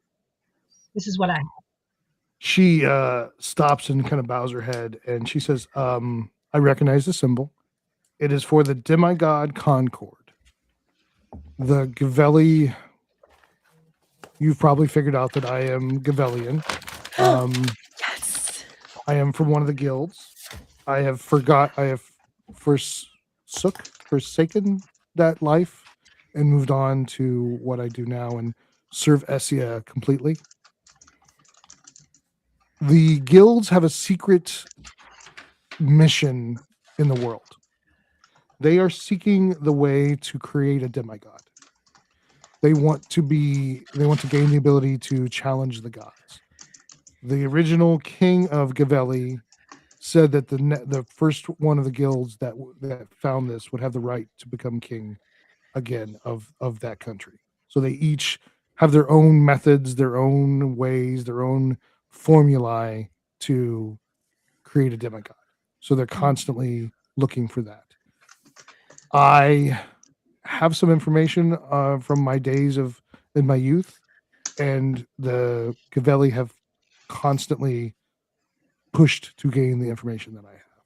So I am not surprised that they might be involved in this. So there's every reason to believe that it's the Gavelli that are trying to kill you. With this note, I would say that's most likely it. And I'm sorry to do this to you, but we need your help. We wound up here because one of our party is in hell and we need to retrieve her. And that's what brought us to the Codex, which has brought us to you. We have the Codex if we can ever get out of here, but we need more information. We need to know how to use it, and we need a map and a gem. And I would relay whatever other information we all know by now. She mentioned, she nods. You've all done what I asked of you. The Codex will end when I die. But obviously that won't be for long. I'm already dead. I mean, but I do have items that will help you. I have a map and I have a gem that can get you to that plane and back. It is in my stronghold that my Codex can lead you to once you're out of it. I can be an ally for you as a hologram. I can be an ally if you get my Codex back to my stronghold. Oh my gosh. For information of arcane. So I can't. Will the instructions on how to get to your stronghold be in the Codex? Yes. Yeah. So basically, thank you for your service. And I will see you again once you have reached my stronghold, and you find the items there. It has been most likely hundreds of years that it's been there, so I don't know what's in stake, but it should be protected by the spells I cast upon it, protection spells. Yeah. So she bids you good day and thanks you again. Do you have a question? Yes. Yeah. Yes. What can we say to the librarians that will convince them to let us take the Codex with us, because they are extremely protective of it? Good call. Don't worry about that. It will take care of itself.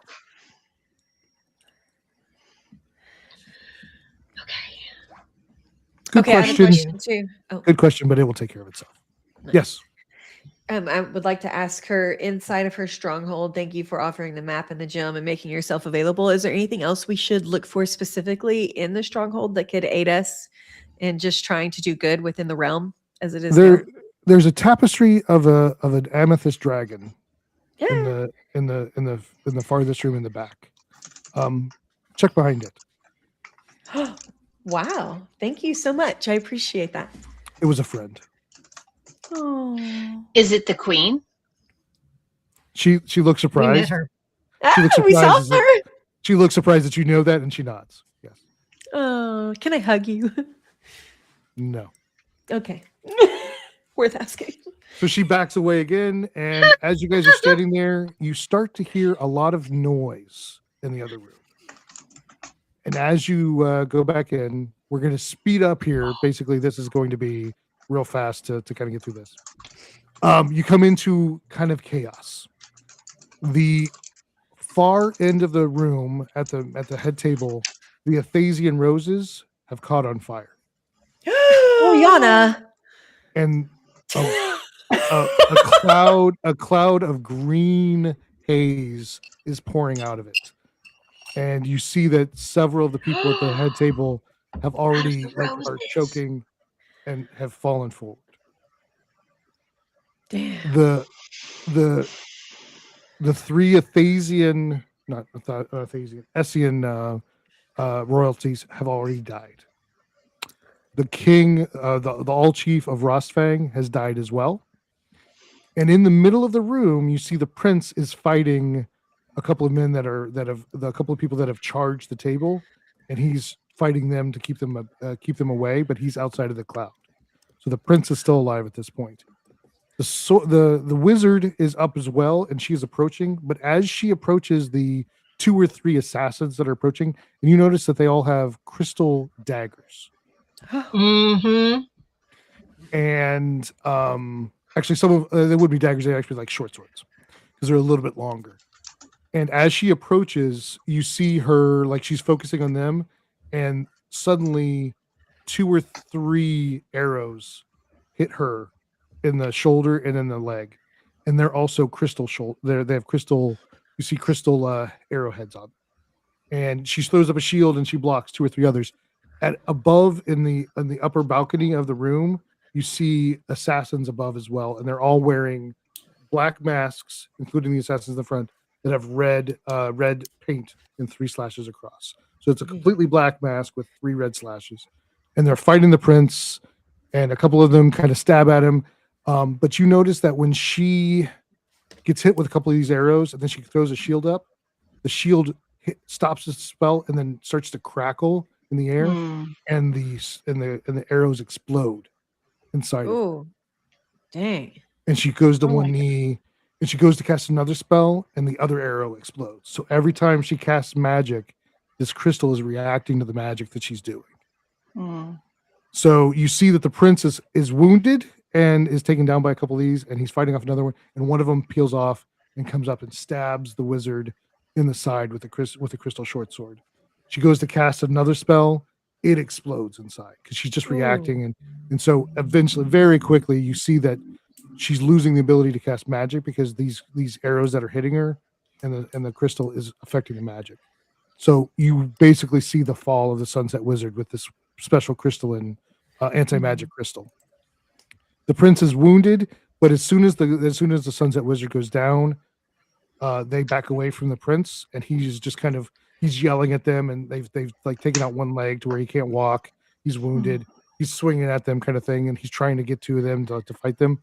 And that's when he turns around and notices that everyone is dead, and he screams and you see the 2 Gavelli diplomats start walking up from their spot at the table, and one of the wizards or one of the assassins comes over and grabs the staff from the Sunset Wizard and hands it to one of the diplomats. Dirty dogs. As you're standing there, you guys are reacting to this information, so you've now seen the death of the Sunset Wizard. The prince looks like he's still alive, but the all chief is dead. His father is dead. The royalty of Essia is dead. Nobody else was attacked in the room. Everybody else is just kind of running around. A lot of people are running out of the room, screaming. A couple of them try to stop the assassins, but the assassins just disengage and just get out of the room. It's like they just flow out like ninjas, like they're just how they are. How many were there of them again? You saw 3 taking on the prince. You saw 6 of them in the balcony above, shooting arrows at the wizard. So you would say about 10. Wow. So as you're standing there, reality starts to warp a little bit, and it starts to fracture. So everybody, give me a charisma save. Charisma. Carol's oozing with it. Oh yeah, this is gonna go well. 14. 32 for a 9. I think you said 32. I did too. 32 for a 9. Sure. An 8. Oriana? Oh, sorry. Hold on. There's my throws. Where's my saves?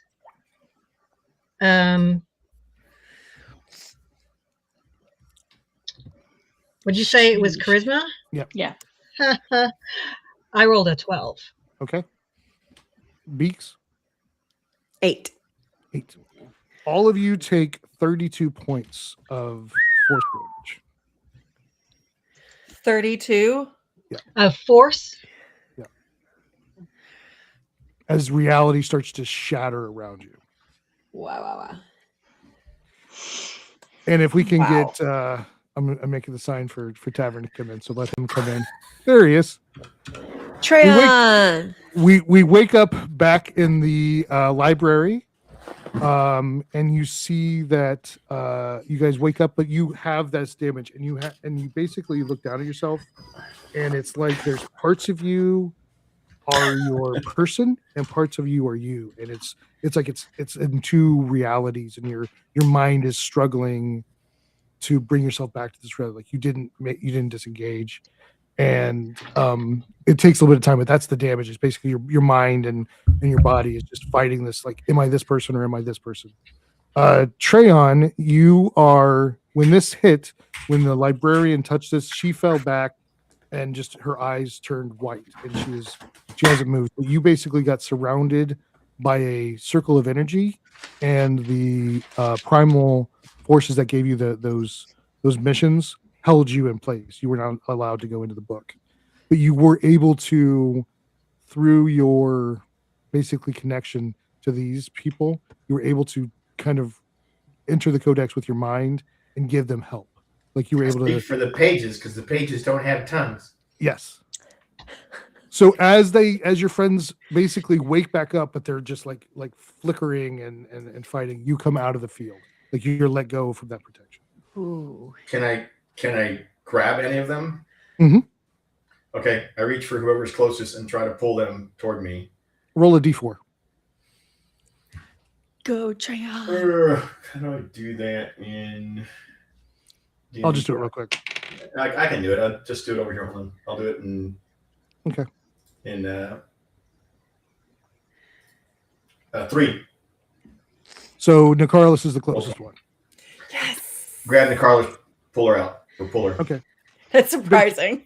They're waking up, but they're obviously hurt. Ow. Right. Aw. Next. Yeah, you can just pick whoever you want to at this point. All right. Oriana. I'm rolling d4s. Or no? No, you can just pick whoever you want. Basically, that was just whoever was the closest. I'll go Oriana, Beaks, Peril, and just pull them out. Okay. And I'll just grab Safandria and pull her out too while we're at it. Yeah. No, that's not going to work for me. I liked it. Is the librarian still like ensorcelled? Like, She's comatose. She's comatose. Yeah. Her eyes are Oh. completely like rolled back, and she just is perfectly still. Nicarlos is just gonna lay on the ground and moan. Did any of you find out what was in the box? And Treyon, great move on. you were able to, because of your connection, you were able to see everything that happened. So you're aware That's of everything. cool. Oh. Can I? Yeah. I'm so grateful to be back in my own body. Can I take like a piece of cloth and try to wrap up the book so that I don't have to touch it, so that we can try to take the book and get the heck out of Dodge? Yeah, the book is closed on its own now. It basically it's Okay. shut, closed, and relatched. So I wouldn't want to touch it, but I would absolutely like try to wrap it in cloth so I'm not directly touching it again. Quick question. Yeah.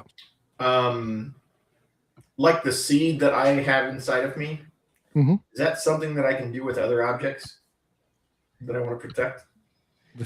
Explain what you mean. Like put it inside of my body, like inside my bark, my branches. No, that was unique to Special? the situation. That was Damn it. special to the. Yeah, they're basically druidic, archmages that they did that for He you. didn't so. know if Treyon had a special pocket. He just asked me. Listen, He has a marsupial pouch. could be a prison pocket. You don't know. Oh God.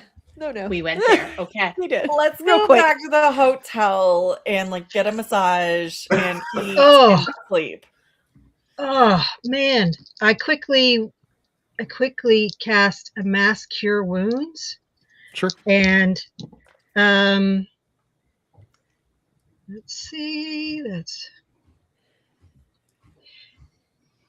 Everybody gets 27 points of healing. Nice. I get an Thank you. additional.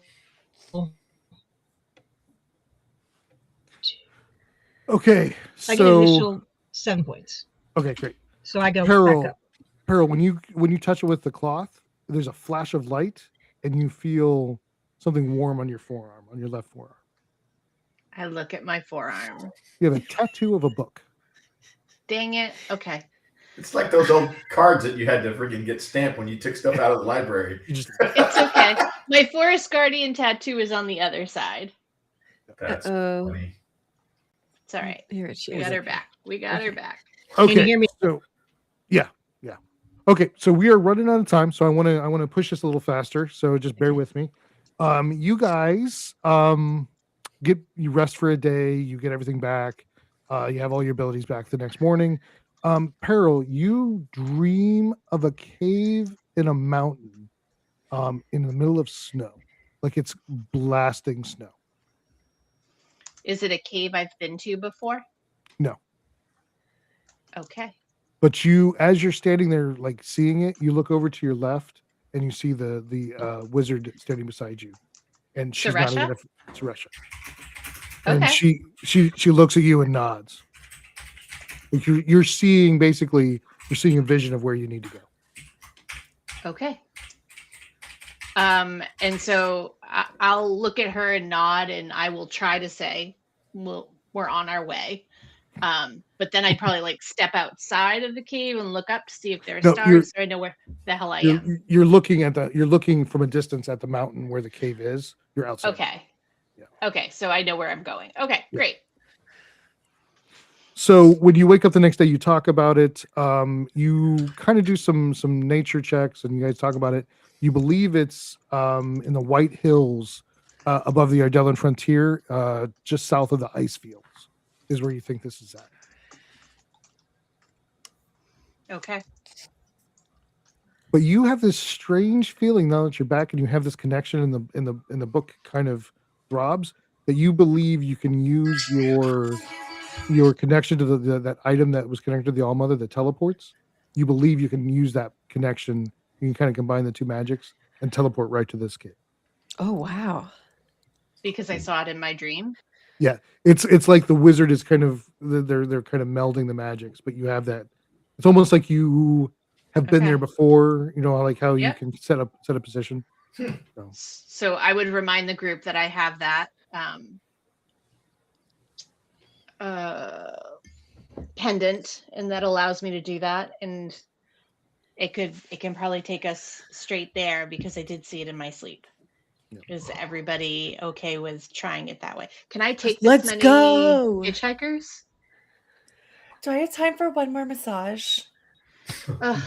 You realize, you guys do realize with the weather the way it is and the environment, you should probably stop and get some cold gear. But you can. I'm not even gonna have you pay for that. It's just Okay. Those of us who went to Kill Cristolis grabbed cold weather gear before heading there, so it's the others who need it. We have like pitons and everything. Okay. How do you remember that?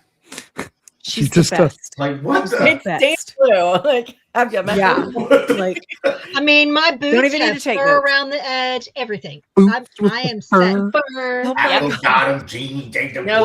with the fur. So I can take anybody who can fit in a 10-foot diameter circle. So I can take all of us in one we can shot. squeeze. So you We can guys squeeze. pay for the room. You find a spot. You get all your cold weather gear on, and you get ready for this. We grab some extra pastries and go. Yeah, Can absolutely. can I get a pruning before I leave? Yes, Yes. that's like a The massage. same day that she gets her Finally, he's getting massage. bushy. Whoa, hey. Oh, Look at Real the time. personal. Look at the time. you make the connection, and you feel the synergy with the book, and you teleport into just outside this cave, and you see that basically you come right into basically a blizzard. You're in the middle of the White Hills, and it is kind of crazy, but you feel heat coming out of this cave, and you feel that the wind stops, like something is stopping it from going into this cave. Okay. Ooh. I will cross the threshold first. Okay. As you Yes, cross the threshold, you walk through, and it's an illusion of what this is not a cave inside. It looks like it's actually like formed like straight walls. Like it's somebody has somehow manipulated the stone, like stone shape, and has turned this into like almost like a stone. There's rooms inside basically, but if you looked from the outside, it would just look like a cave. And when you look outside, you actually see the same kind of thing. Like it just kind of stops right there. Best Airbnb ever. As soon as you stop in, it is normal temperature. You can kind of take off your clothes. Just this main one is a foyer. You start exploring the rooms. I'm not going to take a lot of time because we are getting close on time. You all kind of start exploring, but the first of you, actually, everybody roll me an investigation. Investigation. 14. 14. 13. Did it roll? 18. Oh, I did roll. It was 14 was the first one I got. Natural 1 + 2. Okay, who was the highest? Beaks. I don't remember. Beaks. I got I had 18. 14. I don't. Yeah. Sorry, I was pulling something up. Okay, Beaks, you're the first one that you kind of go, like everybody's kind of going off into different rooms. Doesn't feel like there's anything dangerous. There's a lot of tapestries and there's some books on the shelves and things like that. Looks like somebody lived here. There's like a bedroom you find. Very nice, like 4-corner bed. Like this is probably where the wizard, feels safe. It's her sanctum. You find a weird spot in the wall that looks like it's slid open, like somebody's been here. And there are weird, I don't know what to call, like holes, but like shaped holes in the wall, like form a weird pattern in the wall. And inside each of they're only about maybe 6 inches deep, but inside each of these are runes. It's just covered in runes. Each of these is like, some of them are like this long, some are like this long. They're just all kind of weird shapes. Give me an insight. Yes, absolutely. She's too excited about that insight check. 9. 9. This is cool. You're looking at this, you're like, this reminds me of something. This pattern on the wall of like these weird grooves and openings. They're all 6 inches deep. They're all covered with runes. It's a little bit. Can I taller read than the you. runes? No. Okay, so my ability. You're not there yet. You're not there yet. Oh, I'm not there yet. Okay, gotcha. I thought Beak said it. I'm like, no. Like a whack-a-roon. Beaks, you're looking at this like it looks like it's about how wide you are, maybe a little bit wider, a little bit taller than you. This pattern, you just can't get it. You just can't see what it is, but they're all empty.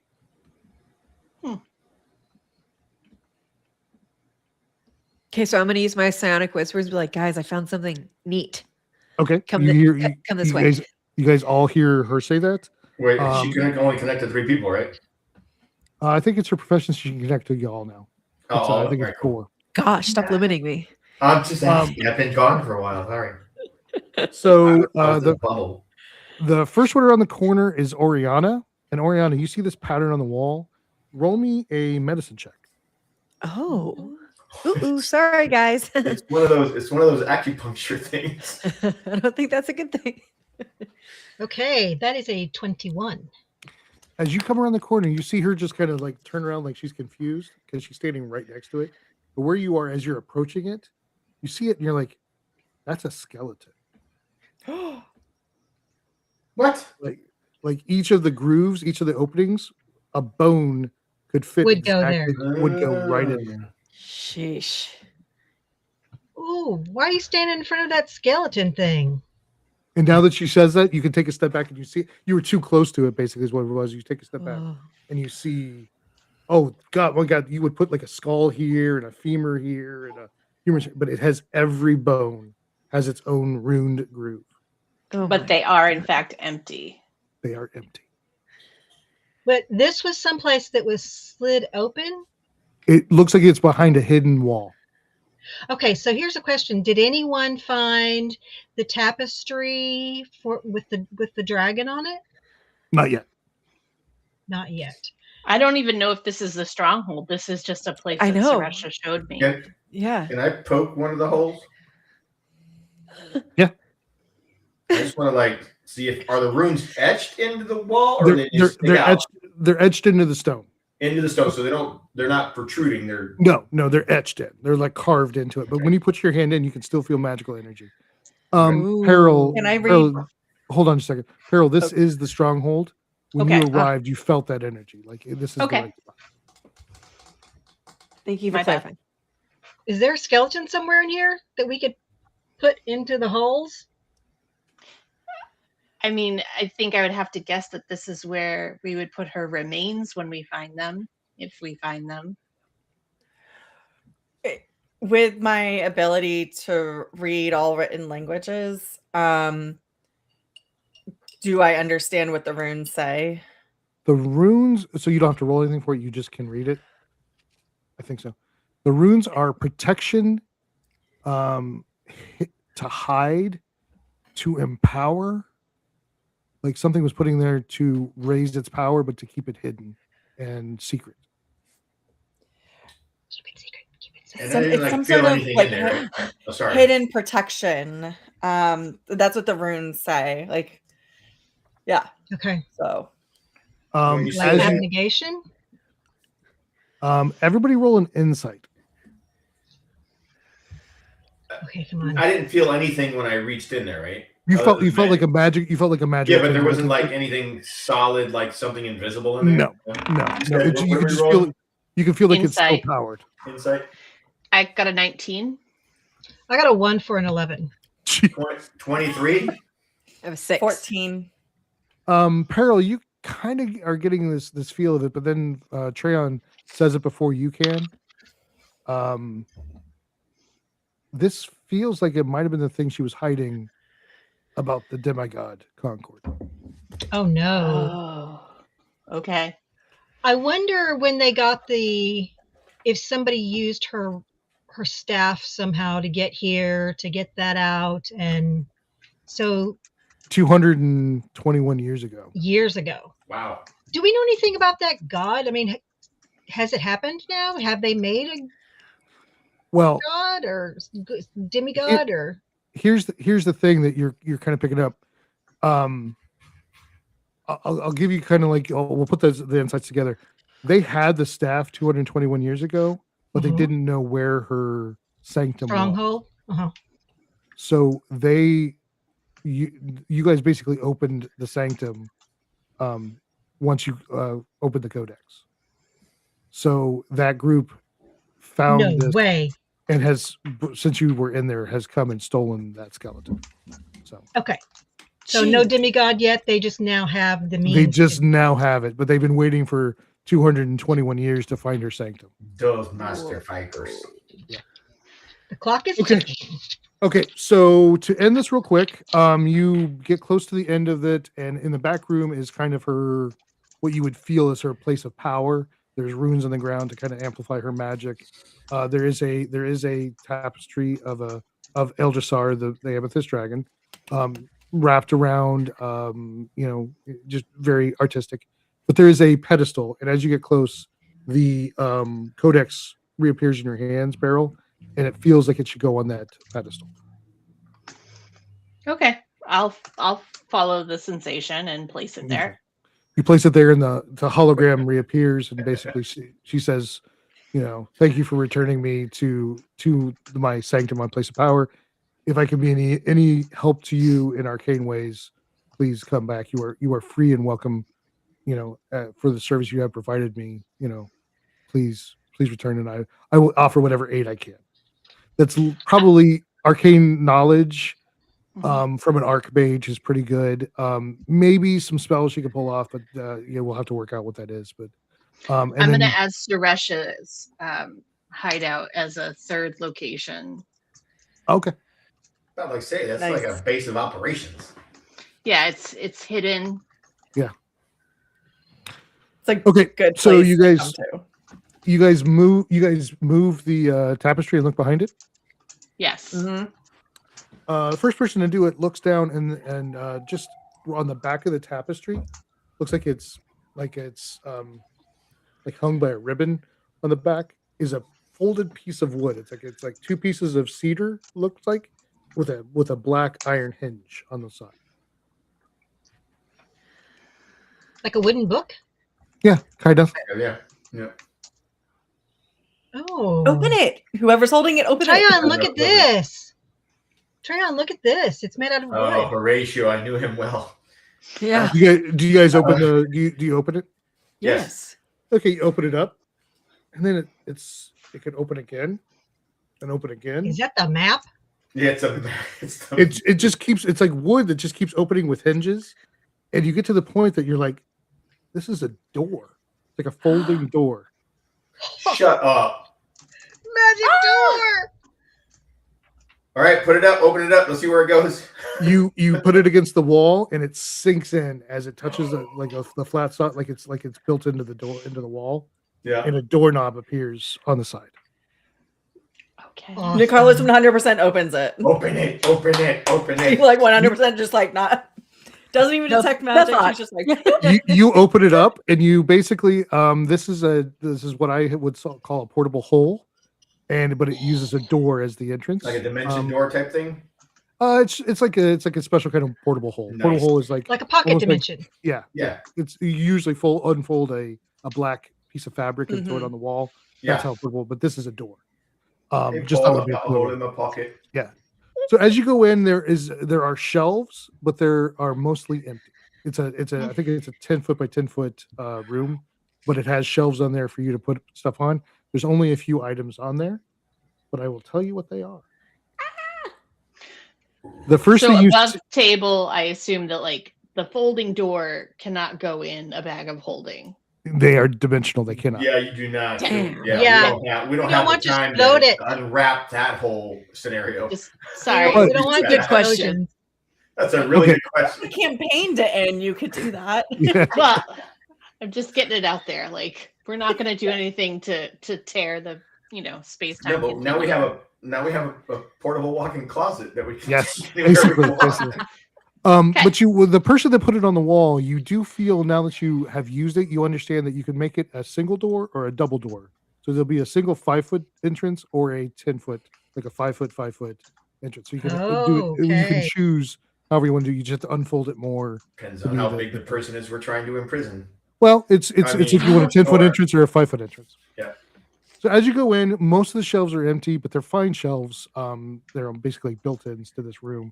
There's some furniture in the back if you want to. It's like she would come in here and sit and relax and read and stuff like that. In the one section you have a black pillow of silk, and on top of it is a hunk of clear quartz with 2 metal shards in it. One looks like it's silver, and the other looks like some form of charred black metal Whoa. floating in that's the what middle we of the need. quartz. When as you're looking at it, Peril, you don't have to roll. That is the charred black metal is infernal iron. You recognize that. So this is the thing that has some connection to the plane, and it'll bring you back. So this is your item to do that. We Sitting have a beside door it is inside a door. Yeah. So this is the item you wanted. There is a map that you unroll right beside it, and it's just a rolled up map of the city of Dis that you're thinking you're gonna have to go to, and then below that is I'll send you this information because we don't need to do it on online here. All of these require attunement. There is something called, and there's a description under each of them. The first one is a bracelet with a shattered shield in the gem that's on the bracelet. It's called the Bracelet of the Shattered Aegis. Ooh. There's a silken cloth just laying kind of like artfully laid beside it, and that is called a chroma cloth. There is a saber that is kind of emanating purplish kind of illusory sparkles just coming off. That's called the Dream Saber. Ooh. I know, right? Uh-oh. It's also pretty.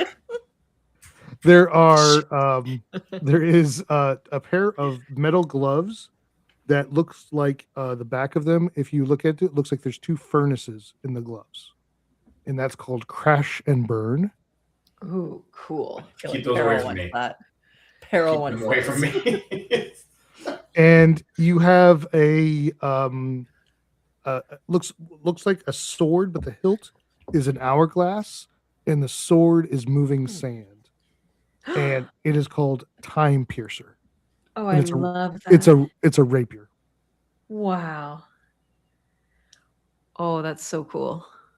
I'll put the descriptions of all these, but they basically all take an attunement, so you guys can decide what you want to do with them. But Wow. so That's amazing. Chroma basically, yeah, chroma cloth. I like that. I can give you a quick description offline if you guys want to stick around for a second. We can talk about what she does. I'll give you a quick description before I put it down. Yeah. Very cool. But we will stop there as you guys open up your special portable hole, and you now have what it takes Open to up get. that hole, right? He said it. You have I'm have- sorry, it had to be said at least once. you have what it takes to get to hell now. So now you can plan your trip to hell. All right. Very nice. I'm just glad I wasn't the one that said it. While Oh we my are God. here, may I quickly send a message to Safandria? Right. Yep. Go ahead. Okay. Safandria, I have great news. We have the means to get to you, and we are getting ourselves together. Any information you can give us to locate you in the city You're of done. Dis. You're done. You're done. You're done. You Okay. spoke Yeah, cut way off. too slowly. We're gonna need to teach you how to speak in code. Yeah. You got part of that out. I'm gonna have. So then I'm going to cast it again, and I'm going to say, tell us where you are in the city of Dis. You have 25 words. So you wasted 2 spells. That's fine. Is I'm not 25 a compound word? Anyways, I don't whatever. care. Yes. Does the hyphen count? Love you. So Love you. we are going to have Safandria give her reaction. I'll figure out how I want to handle that. That might be in the next session, but basically that's where we'll go from there. So Nice. Very I cool. think that's what we'll well call it. done. Let's go to hell. Let's go to. That's the next title. Oh my gosh. Amazing. You had a nice red background. Dan, my other part is going to have questions for this version of the hologram. Do we want to do that offline, or do you want to take Mhm. care of that next session? Let's talk about it. Okay, cool. Yeah, I don't want to blindside you like I keep doing. No, it's okay. It's okay. It's okay. Next session. Okay, so I think we're done. Do you want to call it there? Yeah. Well, Yes. thanks everyone Oh. for being here on the Will and Chill show for D&D night. We will be back on March 10th to apparently go to hell and hopefully actually save Safandria. And if we Can want to call just it do heck? what the heck? Why What not? the heck? Yeah. Just quick sign offs real quick would be great. You want to start, Peril? And we're just gonna go in a little circle. Oh, you're You're muted. muted. Precious lady, you're muted. I can hear. It's 2026. I had to do it sometime. Yeah, if you don't see me here, you could see me with our friend Critter in our podcast, But Are There Dragons, where we are currently working through the Dungeon Crawler Carl series. Such a good series. Also Nice. available here on Critter's channel, and any place where you listen to pods. So feel free to check us out. Woo! Roof Mistress Leia. I am one of the members of Threefold Talk. We shifted slightly away from Wheel of Time, and we are currently doing a chapter by chapter read of the first book of The Expanse, Leviathan Wakes. Nice.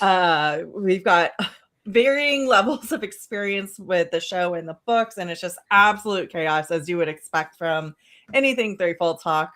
I also, that's on the Malkier Talks YouTube channel. I also have a D&D campaign that's set about 100 years after the conclusion of Wheel of Time.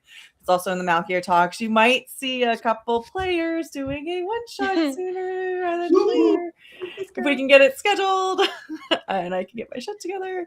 Also, this upcoming Sunday, the Livingstons are interviewing Dr. Michael Livingston to talk about the third book in his trilogy. Yay! The Seaborn trilogy. So it's we'll be going through Stormborn. So join us there.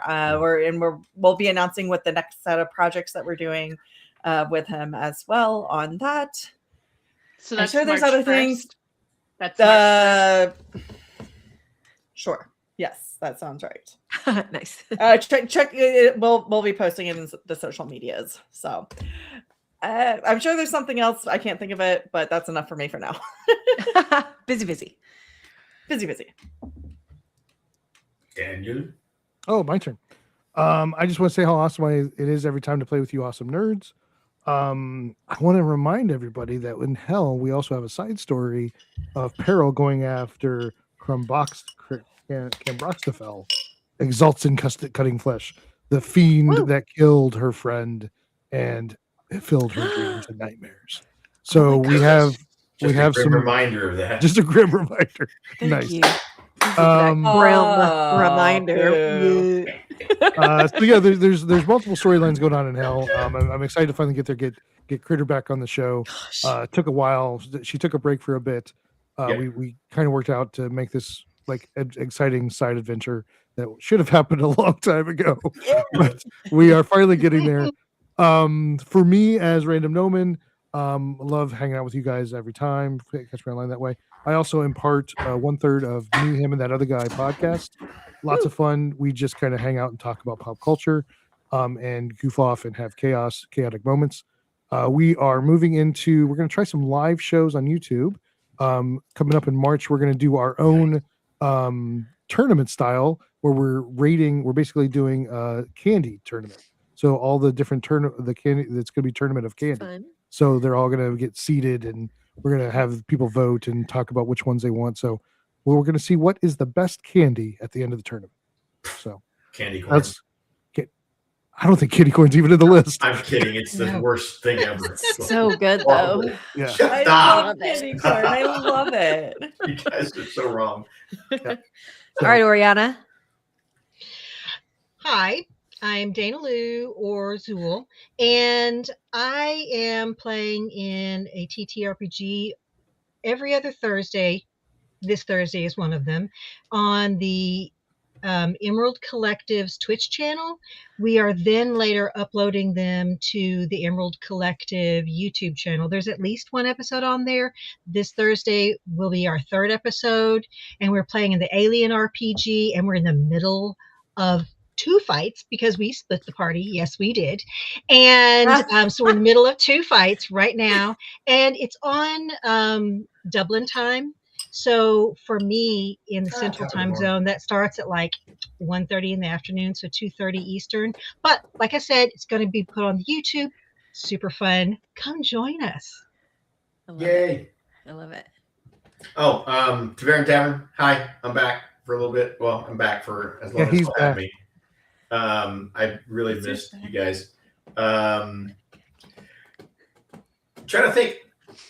I've got a few things going on. I'm doing some innovative stuff. I'm working on a few designs. I have a slew of parodies that I have written. So that'll be interesting. And yeah, I'm just excited. Thank you for welcoming me back. Not all who wanders is lost. Okay. Thanks for being here, everybody. I'm Wine Spring. This is Critter XD's YouTube channel. We hope you come back on March 10th for our next game. My little update is I finished the book Sword of Kagan, I think is how you say it. I haven't read it yet. It's pretty good. Did you read that one? Mm-hmm. Yeah. Interesting. It was actually interesting. Yeah. And so I'm looking for my next read at the moment. So totally open to suggestions. And Cradle. also, which one? Cradle.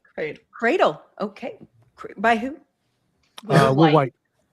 Okay, cool. I will look into it. And let's see, this weekend Thursday. I am D&Ding a one shot for the first time. I've been working on it for a long time, and I'm very What? excited. Extra creative.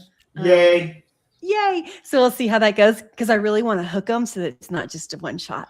So It does happen. Yeah. I Yeah. hope so because That's these are all first timers. So first time players, first time Ooh. DMers. So we'll see how it goes. So good. Yay! So again, thanks for being here. I love all you guys, and we'll see you again on March 10th. Perfect. Bye. Bye.